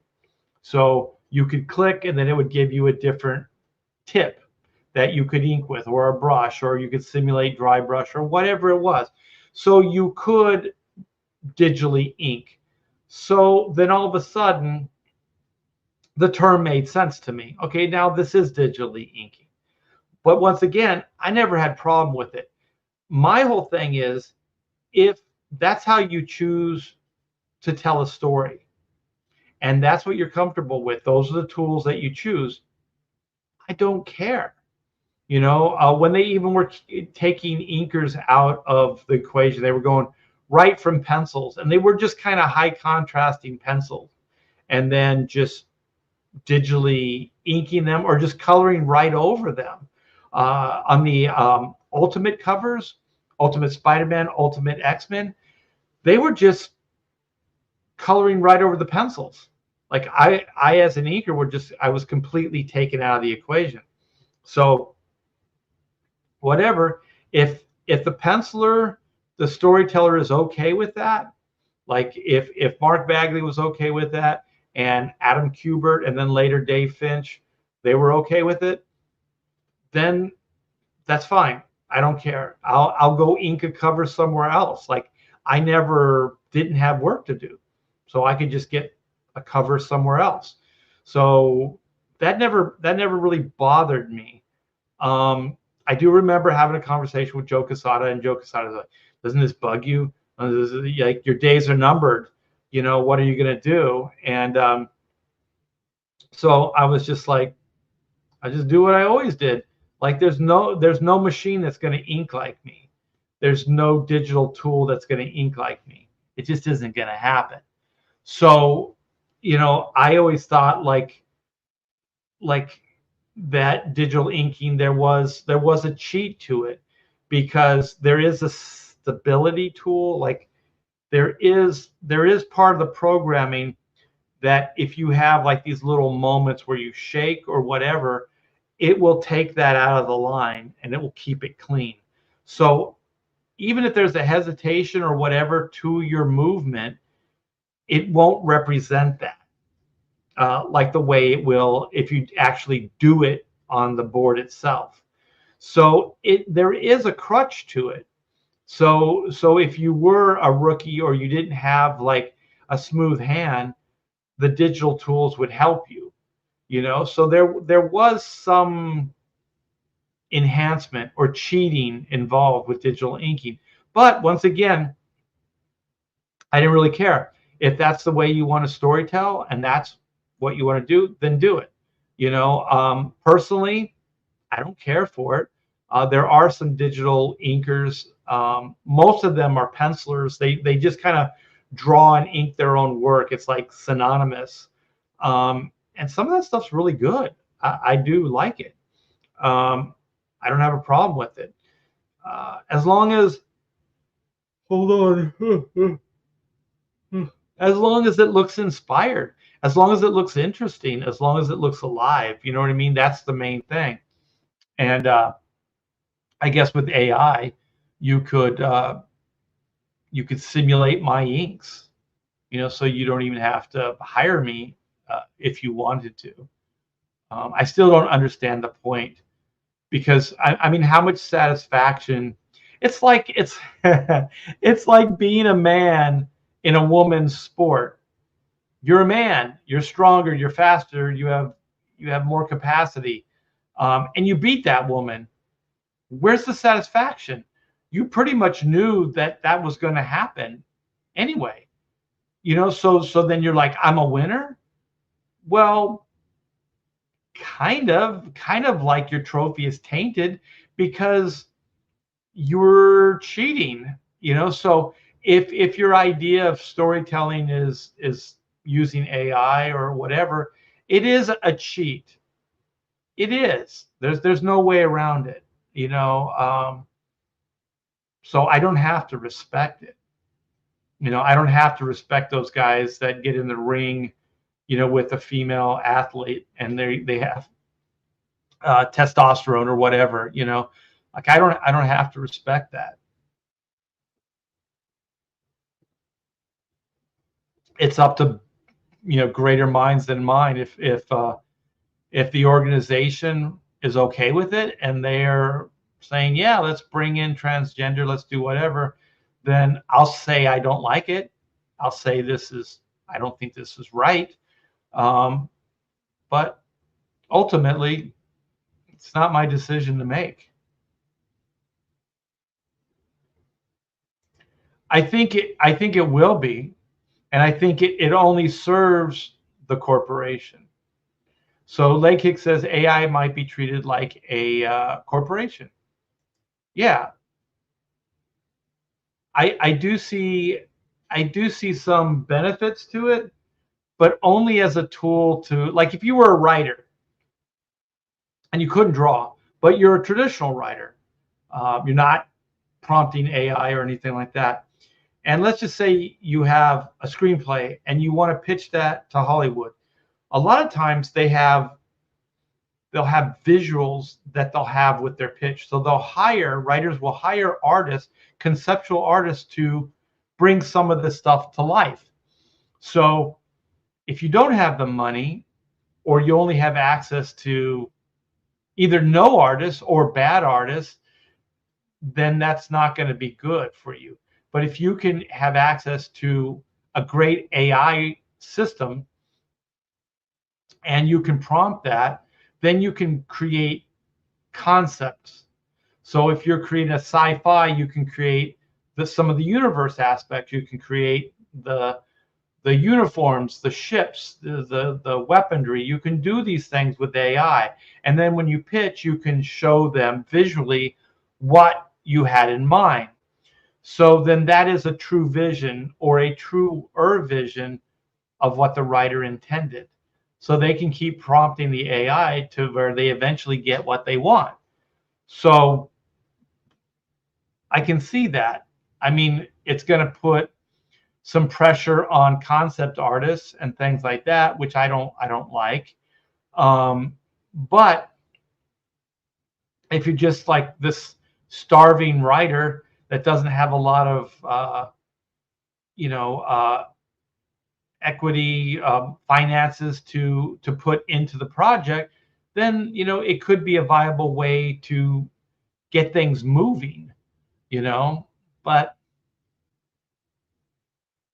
it's a propaganda engine, generator engine. It's probably going to be misused way more than it's going to be an advantage. I have a feeling. Art, did you get consistent from your pens and brushes before beginning to draw? Might be a felony now if you didn't. Art, did you get consistent? No, I didn't get consistency from pens and brushes. Like, it all depends on the pen, the brush, the ink, the paper, even the humidity, whether it's warm or cold, out. There's a lot of variables. But also, that's what makes the piece of artwork, is all these externals, all these things, for good or for bad. One of the interesting things, when you've been doing things as long as I have, it can make it frustrating, but it also can make things interesting. So if the paper bleeds, you have to figure out different ways to ink on it, and sometimes you come up with different approaches that stay with it, even when you use better paper. Christian says people call it a tool, so it's accepted, but it's not, and the powers that be know it. Just wait until AI has more rights than us. Yeah, I call it a tool just because that's kind of how they're using it right now. But yeah, I don't think it's going to stay here. This is clever. DEAI. Yeah. Flatty One says he wants a piece of the Ripasend business. Ripa's End business. I think there are some people that are crowdfunding that make it look easy. And there's some big business people that look at it and like, oh, well, we could do this or we could do that. I do think that this is more propaganda for Lumi to just get started. So comic books aren't as expensive as some other things to develop. So and there's a lot of aspiring artists that would want to use Lumi. So I do think it's a way to fund an AI company, not so much a publishing comic book company. I think that's a ruse. Joe Bernardo says they are using this buffoon to get their DEI money. Probably. Zach is a writer and has said he likes the idea of not having to deal with artists, so probably. More power to him. Like, if he wants to do that, I don't care. It's ultimately, at the end of the day, it's between him and the readers. If the readers like what Zach is doing and support it, then that's fine. I don't ultimately care. At the end of the day, are people being entertained? Are people being transported out of their day-to-day, and for 20 minutes, a half hour, however long it takes to get through a comic book, you're transported, you're entertained for that amount of time. And if you can do that, then more power to you. He's a writer. It sounds like he's had a hard time with artists. There are some artists that are pretty flaky and hard to work with and get things done, because life isn't always easy. And you just have to figure out if it's worth it or not, and if your audience will accept it. Von Coleman's going completely AI, you guys. He doesn't care about artists, and he doesn't care about the art form. That's completely untrue. See, how does it feel, Vaughn, when you just perpetuate lies about somebody? That's Vaughn's MO, man. That's what he does. Nah, kidding. All kidding aside, man. Vaughn's got integrity. He's doing stuff the right way, and for the most part, what I've seen looks pretty damn good. So Von Coleman's one of the good guys. Art, I just read Uncanny 269. Your inks are pretty good, man. They're pretty good. They're okay. I think AI could do a better job. Yeah, this art guy has a future in comics. I think it's shenanigans. I don't know how far back I am, you guys, but I think we're still on topic. So I think even though I'm behind, it'll be okay. I'll eventually get there.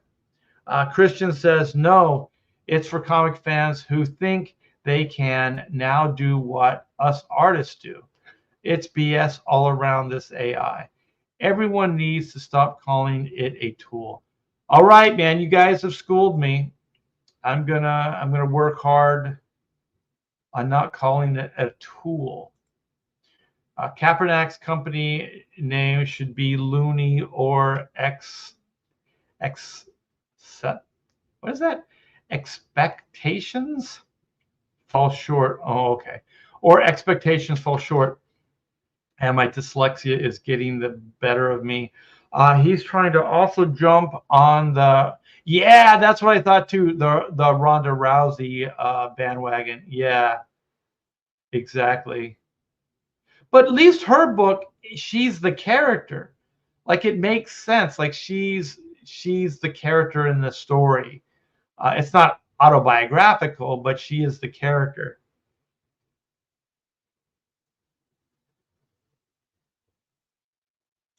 Let's see.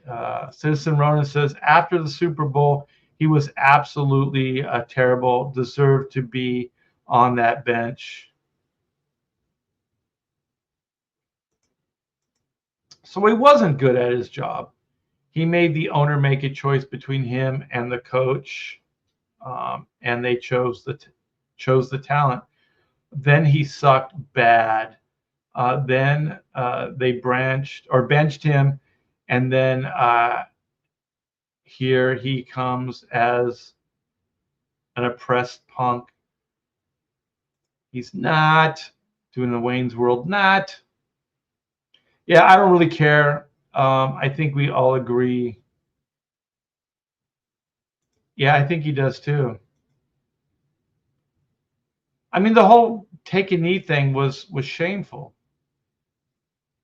My dad fought for this country, and that dude, he had a rec room with a pool table at the family house, and he collected American paraphernalia, like Statue of Liberty, flags, all kinds of stuff. The bicentennial stuff. He bought a bunch of. I don't know. He thought it was cool. Some people might think it was junk, but he put shelves around and had stuff all over the place. And if he saw, because he was a sports guy too, if he saw that Kaepernick, I think it would really tear his heart out to see somebody play the sport that he loves speak out against this country. Jim O'Reilly says, what I don't care for is AI prompter calling themselves artists. Yes, they're not artists. I agree. It's akin to me putting a frozen pizza in a microwave and calling myself a chef. Yes, it's a cheat. It is a cheat. Still not creating anything. Art is still just steal. Wait, still not creating anything. Art, it's just stealing. Yeah. I think there should be punctuation in there. Plus F writers. There's some good writers out there.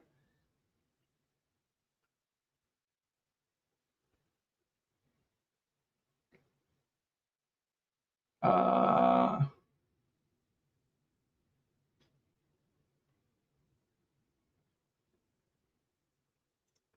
Art of Roy says, you start making concessions, you already concede the argument. Yeah, like I said, people can think what they want, right? AI is going to, it's going to make or break. Like if there's no audience for it, they can't sustain a platform, whatever, then it's going to go away. Like I still believe in the free market. And if the free market doesn't support Kaepernick's new Lumi, AI comics, then it's going to go belly up, which right now I'm going to predict it will. Almost all these ventures, they all go that way. There's very few exceptions, especially people from the outside of the comics industry coming in, like thinking that they know better than the comics industry. The reason Comicsgate works is because there's industry professionals. There's people that do this for a living. There's people that know this stuff. And so they're making comic books. And that's the difference. I mean, Colin may be able to attract some comic book professionals, maybe, but I'm thinking not that many.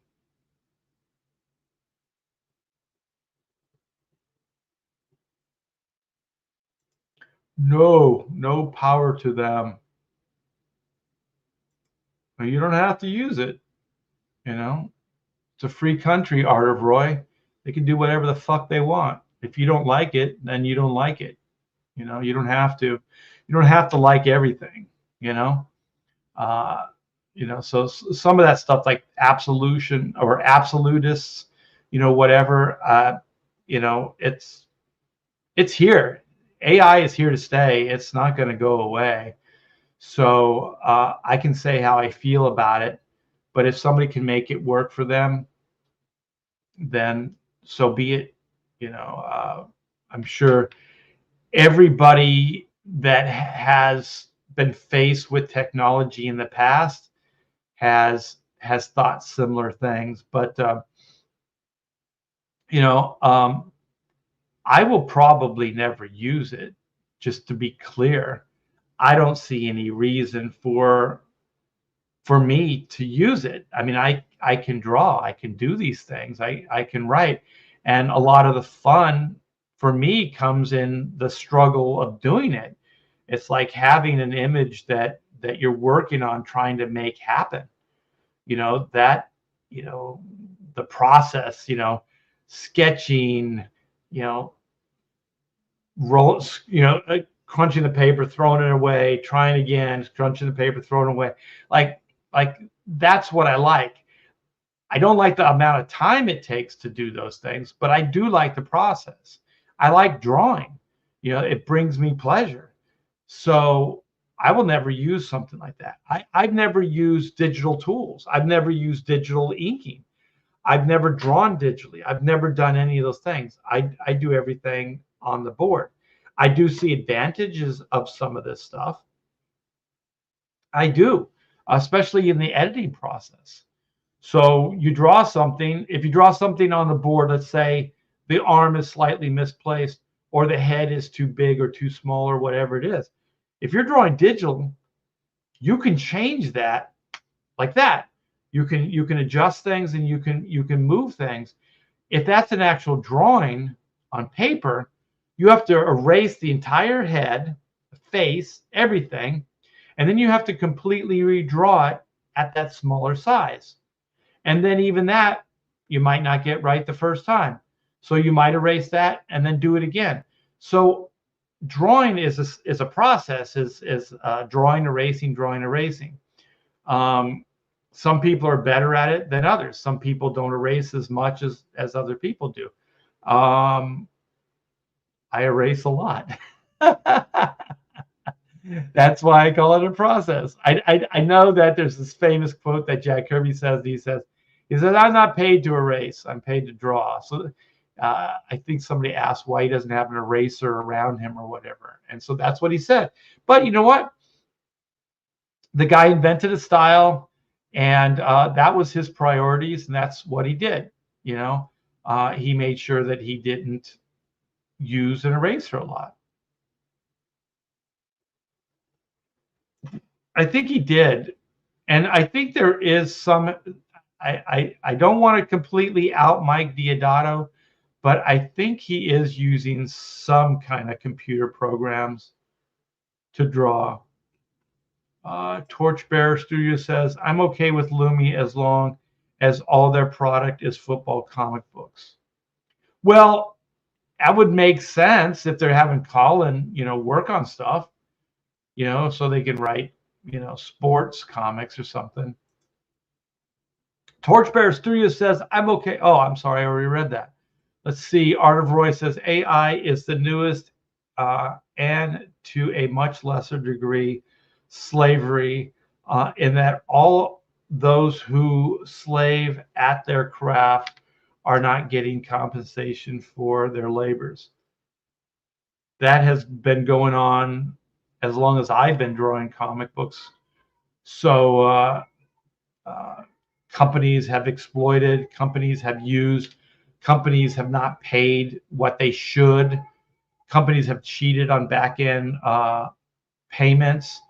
That stuff happens all the time. So what is like freedom? What we're doing right now, CG, black and white, chrono mechanics, my Oodles art book, all that stuff, that is freedom. I don't answer to anybody except you guys in the chat.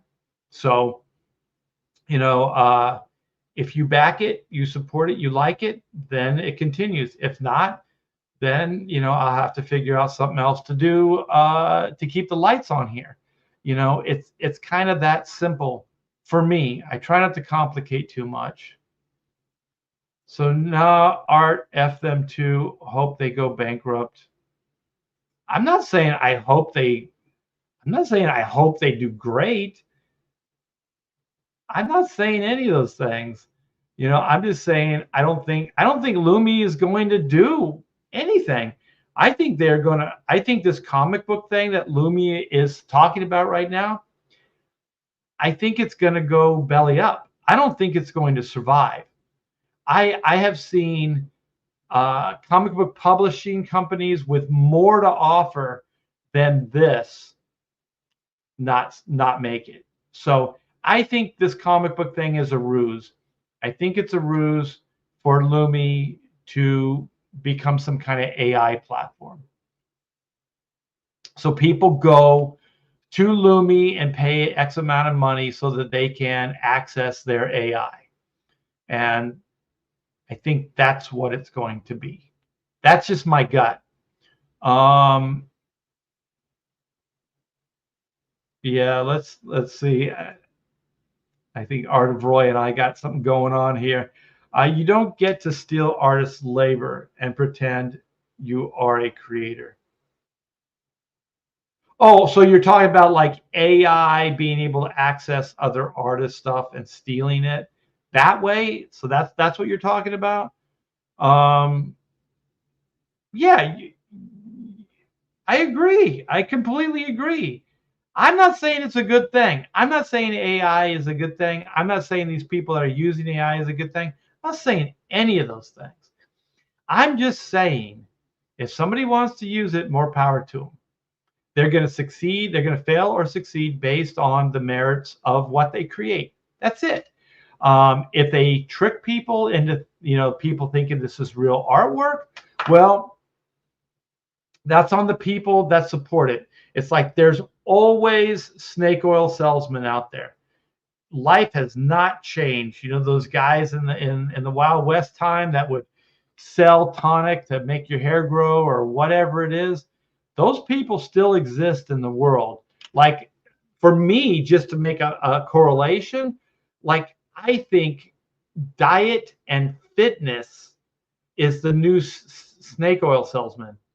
I think if you look at decades and decades of diets, books, hundreds, thousands of books, hundreds, thousands of diets, all these gurus that say do this, do that, you're going to lose weight, all of this stuff, like that is the equivalence. That those people are snake oil salesmen.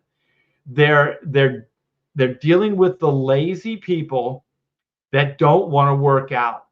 They'll give up their hard-earned dollar to buy FinFin or whatever this bullshit is, possibly hurt themselves in the process, but they don't want to work out. They don't want to eat right. They don't want to do whatever it takes to do it because it's hard.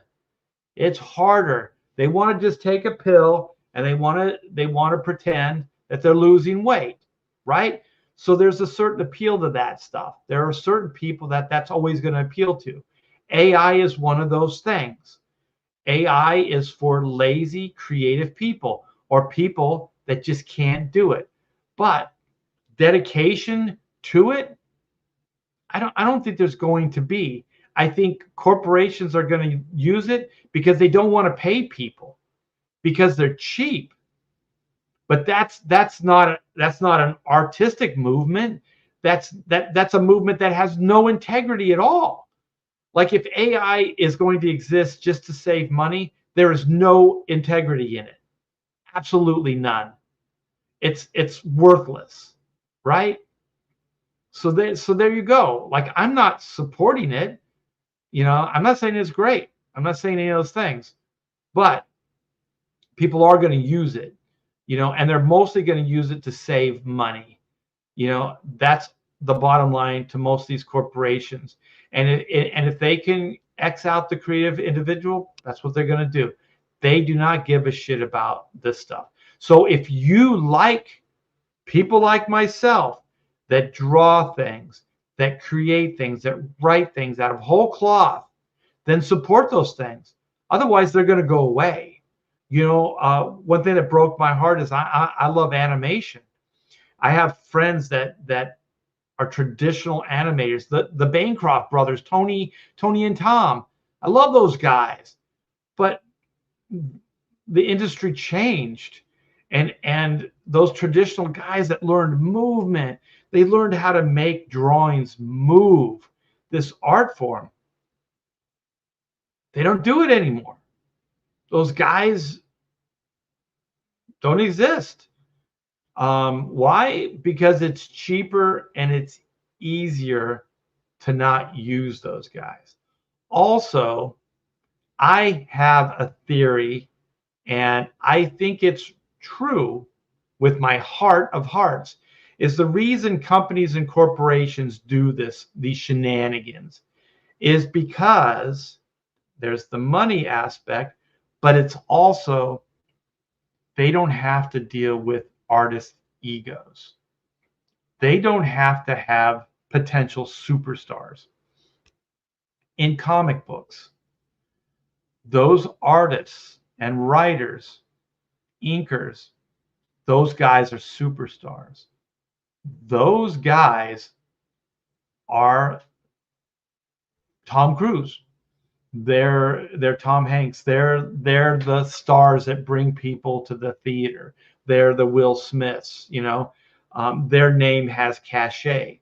People will go buy a comic book because I don't know, Adam Kubert drew it, or I drew it, or whoever. You know what I mean? Ethan Van Sciver. You know what I mean? So those are the things that are driving the books. Well, companies don't like people like us. They don't like people that have a voice. They don't like people that might have a contrary point of view. People are difficult. People are tough. People are hard sometimes to deal with. So they don't create the next superstar. Comic books has done everything in their power since the Image days to not have a Todd McFarlane, not to have a Rob Liefeld, not to have, a Jim Lee or Will Spartaccio. They don't want those things. They want everybody to fall in line. Don't ask questions. Don't expect money. Don't do. They just want to be able to control things. So with AI, they have total control, emotionally, financially, all these things. That appeals to small, petty people, powerful people that just want power for power's sake. They don't care about the art form. They don't care about the individuals. They don't care about anything. This Lumi company, they don't give a shit about people like me. They don't give a shit about people like you that want a traditionally drawn, handcrafted comic book. They don't want that. They don't care. So, you know, are they going to build an audience? Are they not going to build an audience? The market will decide. I can say my piece about it, but ultimately it's one guy, saying these things. So let me see. I've watched Jim Lee draw pages, and he erases constantly. Lazy F's look for the easy way out. Yeah, I used to work side by side, with Jim in the studio, and I would get up, I would look at him, and I remember there was this Xavier face. We were working on X-Men. It was perfect. It was perfect. And so Jim will play around with things a little bit, like, maybe erase the eye, redraw the eye. But at some point, pretty early in the creative process, he'll just erase the whole damn thing. So he'll erase the whole face, and then he'll redraw it from scratch. I saw him redraw that Xavier face, I think 3 or 4 times. And each time, to me, it looked just as good. But he was looking for something. He had expectations. He had standards. He had something that he was looking for, and he kept doing it until it was right. That's how I work now. When you work on a deadline, it's a little tougher. But now I'm like, I don't want to sell any wine before it's time. I don't want anything to go out unless, I feel I've given it everything. Is it the best? It's the best I could do at the time. See, that's how I forgive myself after 40 years in this industry. It's the best I could do at that moment in time. But you still give it everything you have. You know what I mean? But in time, I would like to think you get better. You learn better ways to approach things and understand how to draw these things better. And so that's also part of the process. AI just steals it. It doesn't have those aspiration or integrity. Doc Brewski says, Lumi will amount to nothing. Kaepernick is just looking for a slice of the AI investment pie. Exactly. And they don't give a shit about comics for sure. I know that 100%. I do think Lumi is just looking at a way to finance their AI company. Ooh, Art of Roy again. Art, a company screwing artists over, yep. But you have a way to get compensated. If you have the cojones to go to battle, where you can't fight for compensation is from AI. I agree. If you have cojones and never want to work for that company again, let's be clear. If you started a battle with Marvel Comics, you will never work there again. So you might have right on your side, you might have the law on your side, but you still have to pick your battles, because if you do, with some of these companies, you'll never work again. And I'm a guy that was told I'd never work there again. So I have actual proof that that is fact. AI is nothing more than a statistically driven pixel math, paint by numbers. It doesn't understand what anything is beyond a word association with clusters of pixel values. It will never make art.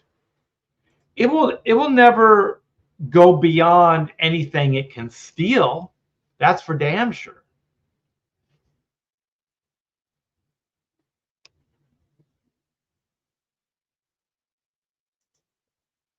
Well, we'll keep putting the word out there, try to educate people, you know, um, you know, and just say what the truth is. The truth is that AI steals from a cluster of things that it has access to. So it's a culmination of all these different things. Um, and that's it.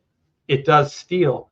Um, I, I I don't know. It would have to be legislated um, at this point. Like for anything to change, this goes beyond a preference. This would have to be legislated.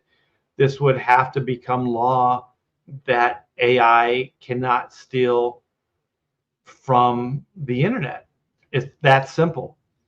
There couldn't even be variables of it. It would have to be clear that if anything was going to be done on AI, it would have to be created based on like whole cloth. It would have to come from, and I don't even know how they could do it if it couldn't steal. It would have no point of reference. You know, um, I guess maybe you could put in core things like this is an oak tree, photos of an oak tree. Um, that's how artists do it. Like if you went back to the source, like this is the actual car, just stuff that actually exists that you programmed into the AI, and then it gave you some kind of style based on that. I don't really know how it works, but I think from my understanding right this very minute, I think it's all or nothing. I think either AI would exist or it wouldn't, because without being able to steal from stuff, I don't know how it could exist. I just don't know.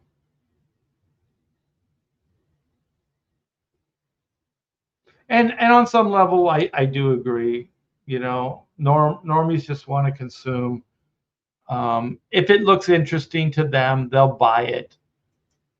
You know, and maybe that's as should be. I don't know. I mean, it's always like buyer beware, right? Hal says real artists enjoy or love putting in the work. I do. Hal says I love traditional 2D animation. I'm working on one now. I I love it. To me, like I don't know, even like generating images in front of the camera, like old school filmmaking, where they would have to make these effects actually physically happen. They didn't have digital anything, right? So if it was a plane crash, if it was a submarine, if it was a planet, that no one's ever seen before, or any of these things, they had to create it. That's artistry for me. That's clever. That's resourcefulness. When they called it industrial light and magic, that's what it was. It was magic. Those guys were tricking the camera. They were tricking the audience. Like this is just a model this big, but it looks massive. It's all trickery, but it's honest trickery, right? It's like you created something in a clever way to fool the audience. But AI is just stolen. It's just swiped. And then that once again, like 2D, that is magic. Like somebody taking a flat piece of paper, one making it dimensional and then making it move within 3D space, moving it forward, moving it back, moving it side to side, and all the variations in between. That is artistry. That is crazy. That is more so than a puppet. You have something tangible that you can already see in some kind of 3D space, right? And you're with the programs. I'm talking about like computer animation now, and I'm not trying to take anything away from those guys, but it's basically like they're animating a puppet. So but it's a puppet. It's something tangible. It's something that already exists there, and then they can move it in 3D space. They can move it forward. They can move it back. They can do all this stuff within the program. So it's kind of cheating. I mean, based on, the guys that could actually do that, to make an object move in 3D space with an actual pencil drawing. That to me is artistry. But because of finances, because of things being what it is, the industry itself killed it. It killed the industry. Disney killed traditional animation. And they put the nail in the coffin, because I do remember this. They were saying traditional movies don't sell. Audience want digital movies. They want 3D. And that's not completely true. The audience, just like what Art of Roy said, they just want, I'm not as cynical as Art of Roy, they just want to consume. They just want to be entertained. They want to be entertained. So if a 3D movie or a traditional movie or a comic book that's drawn by hand, like something I would do, like Chrono Mechanics Black and White, or Oodles of Doodles and other stuff too, which is a celebration of traditional artwork back at today.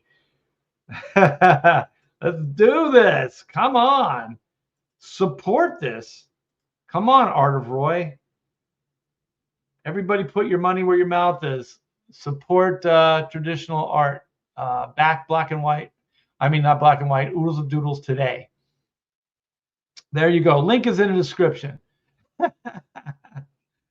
Oh my gosh, I'm getting behind already. Yeah, so here's the link. Click on it. Go back. Oodles of Doodles and other stuff too. How about an art book that isn't drawn digitally? Can you back that? Nick Clark says AI doesn't understand, so it can't make intentional art. Everyone should calm down. It will cause an upset, but in 10 years, it will be your asset that teaches you how to make art. Why would that make me want to calm down? Let me read this again, Nick. AI doesn't understand, so it can't make intentional art. I agree. Everyone should calm down. It will cause an upset. It will cause an upset. Yeah, okay. But in 10 years, it will be your assistant that teaches you how to make art. Yeah, maybe. Yeah, I don't know. I don't think the powers that be have any inkling to teach anybody anything. I think what they want to do is they just want what they want. They want to take the artist out of the equation. It's as simple as that. Why else would you do it? You want to take the art out of, you want to take the artist out of the art equation. That's it. Why would you do it? Why would you supplement, traditional hand-drawn animation for digital? And then say consumers don't want 2D based on Pixar's success. My claim is, if you made, I don't know, Monsters Incorporated, the first one, and you did that traditionally, and it looked like that, like the same style and all that other stuff, and you told the same story, I think it would do commercially the same. I don't really buy that the consumer made this decision. Consumer decided that 2D was no longer a thing. We don't support that. We're not going to give it our money anymore.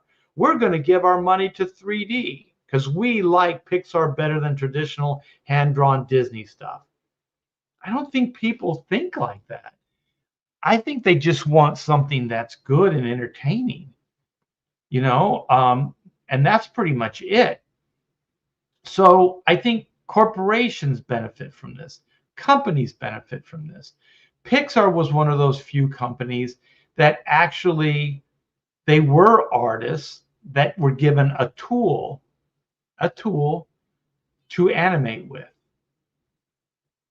It was a tool. So they did that. I think the computers and these programs have gotten so sophisticated and so specialized that I don't know if it's art as much as it used to be. I mean, if you needed hair to move in the wind, there was an artist, a computer artist, that had to create code that would allow the artist, the animator, to do that. You know what I mean? I mean, that is science and art working together, right? So I kind of understood that. I didn't make the distinction between, I didn't think one was better than the other, like 2D and 3D. I didn't. I thought there was advantages to both. I thought hand-drawn stuff had a certain level of charm. I liked it. I thought Lilo and Stitch, with that watercolor effects and the way they animated everything, I thought it looked fantastic. And I know there were digital effects that were brought into it, but I thought it was great. What makes sense is like ships, things that are really hard to draw consistently. Like Iron Giant, the giant was CG. It was computer generated. But what they did, instead of playing up the technology, they played it down. So instead of looking like CG, they made it look like hand-drawn animation. So it had a charm, and also it was cohesive with the universe, which is cool. Some movies have tried to bring in CG with traditional, and it just kind of overpowers the traditional animation. But there are some things that have been very, very successful with. So you know what? I'm gonna show it. I'll be right back. Hold on.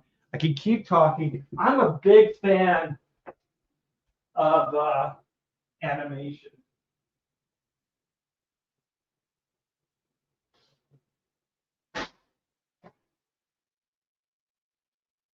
Yeah, I'm gonna show this stuff off to you guys, just to put my money where my mouth is. Like, I like the hand drawn stuff. So I do collect animation cells. This is probably not going to work because it's white now that I think about it. Let me see. But this is a hand drawn genie from Aladdin.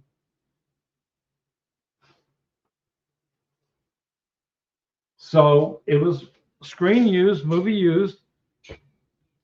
I love this stuff. And this stuff I love even more. I love, because that was a cleanup, I love rough animation. So this is Andre Dija, who's one of my favorite animators. So I was so lucky to get this. I have a series of these drawings from the same scene. So I just kind of did what I thought was the best in the group. So I really do love the art form. But like things, it disappears, it goes away. And that makes me sad, but I don't have a lot of control over it.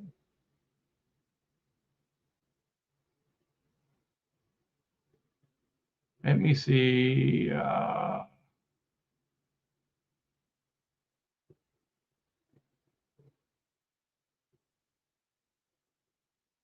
I love 3D, but I make my own models. Yeah. There is an art to some of that stuff. Nah, Nick, I'll stay riled up about this garbage things. I ain't using no Skynet to make art. I'm not gonna do it. Ain't gonna do it. Doc Brewski says, I'll buy a book done digitally, but I'd be lying if I said I didn't put a premium on paper. Absolutely. If writers get all uppity, they will knock them down to control. Of course, it doesn't matter. The only reason Marvel and Disney deals with Robert Downey Jr. and gives him as much money and all that stuff as they do is because he brings in an audience. They're not going to treat everybody like that.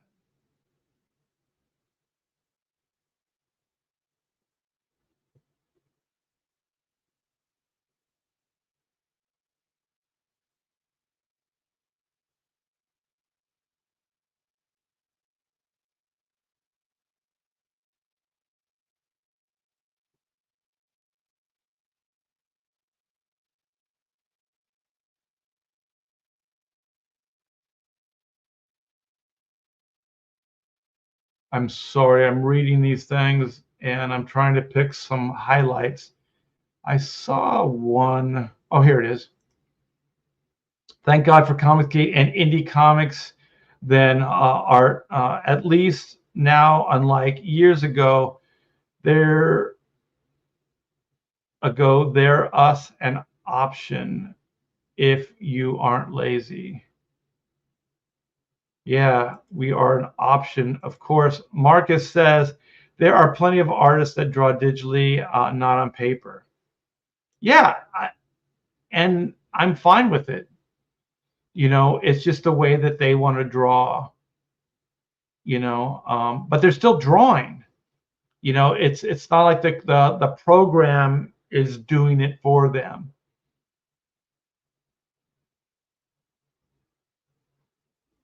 There's how.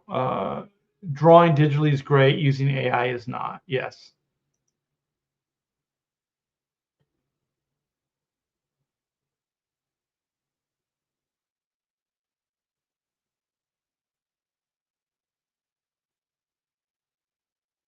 Well, we're getting into some other stuff about digital. So, Art of Roy says my problem with digital isn't the art; it's the lack of historical documents. No original on paper. Yeah, well, even paper doesn't last forever.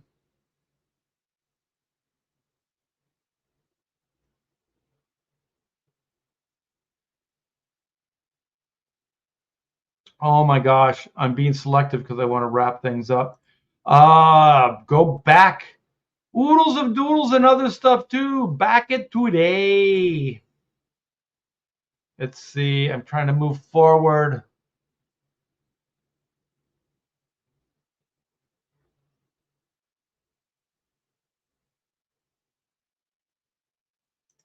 Nick says ultimately the art jobs that AI will take are the fast images used in ads, etc.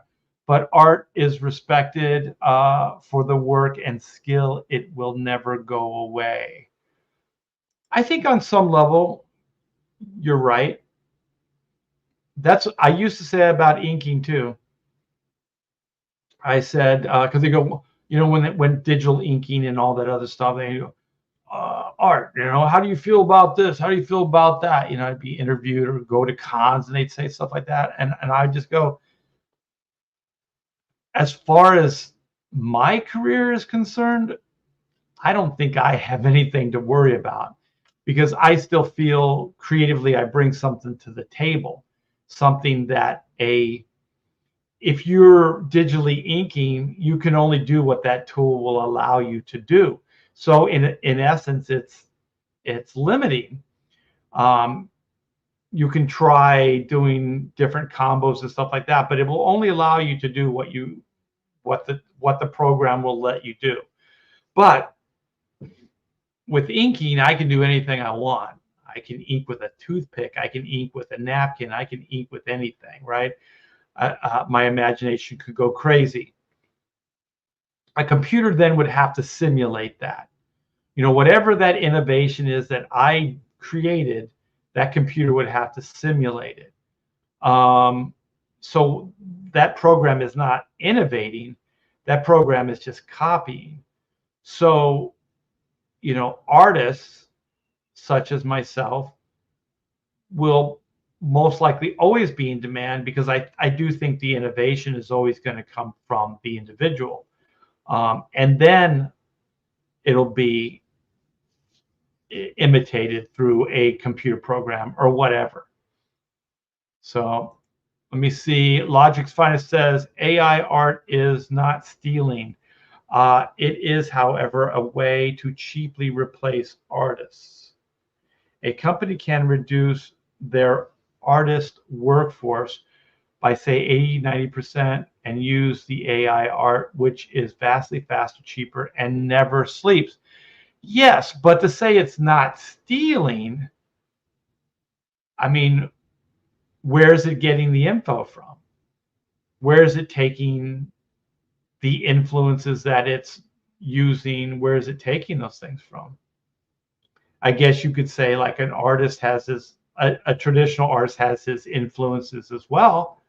So is he stealing from other artists?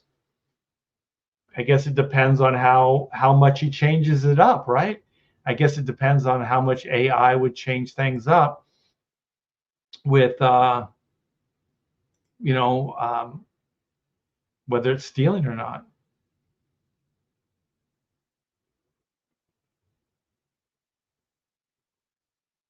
Ooh, love that Inco art. Yes. Let me see. Where is my Inco art? Where did it go? Where is it? Is this it? Can I bring it back? Bring it back. That's not it. Oh, there it is. You guys like that one, or do you like this one? Or do you like this one?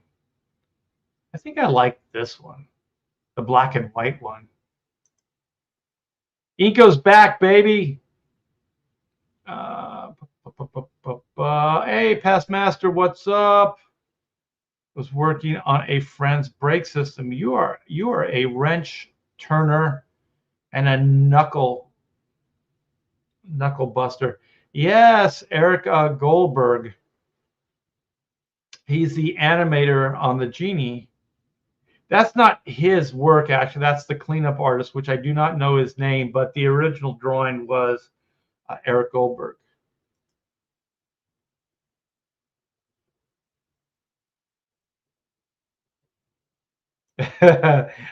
Prince Ali Jolly, is he Ali Bob? Yes, he's so good. I think he worked on Lilo and Stitch too. I think he did the little girl, which is kind of interesting. All right. My buddy from art school worked at Disney. He has so much art from everything that came out after Mulan. Ooh, does he want to sell any of it?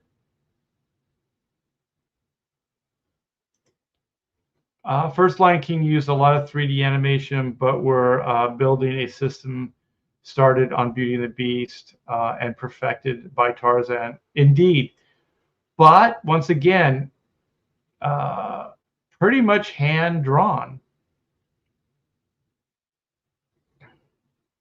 The weird thing is, I don't understand. It's like you have people that can do this. I would just be so excited to give them money so they could draw something for me. You know what I mean? Like, I think that would be cool. Like if I was Disney and I had somebody that could make something out of nothing and animate this drawing that they did with a pencil and a piece of paper. That's it. Just a pencil and a piece of paper. And they made all of this crazy stuff happen. Man, I would keep throwing money at him.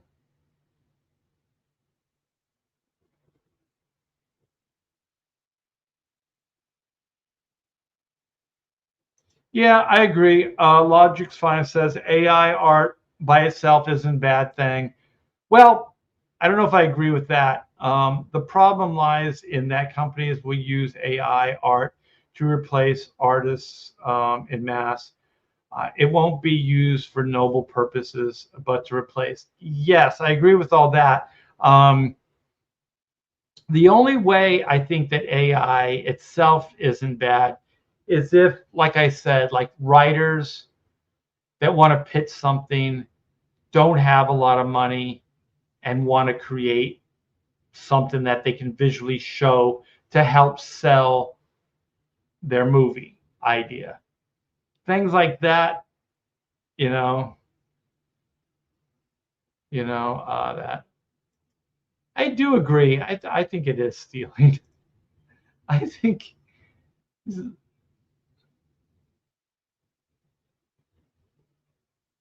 All right. Torchbearer says, thanks for another great show. I love to draw and listen to your views and thoughts. Well, thank you, man. I appreciate all you guys coming in, hanging out, supporting me, supporting my projects, all that other good stuff. It's always a good time. I like starting my mornings on these morning Hullabaloos. So you guys are the best. Thank you. I want to get to the rest couple, but I don't have time. I got to get going. I got to get some stuff done. I got to draw. I got to actually draw. So I hope you guys like that that black and white little teaser that I showed you. And please, you guys, go back, Oodles of Doodles and other stuff too, and support actual artwork. Hand-drawn artwork. It's all there. No digital. I trimmed the fat. I have not sold out my fellow human being with these crutches of AI. I'll leave on this. Have a great day. Art, Hail CG, right back at all you guys. Take care. Be good to each other, and hopefully there will be a stream tonight, a King stream on Ethan Van Sciver's channel, and I will see you there. So take care, you guys. See you later.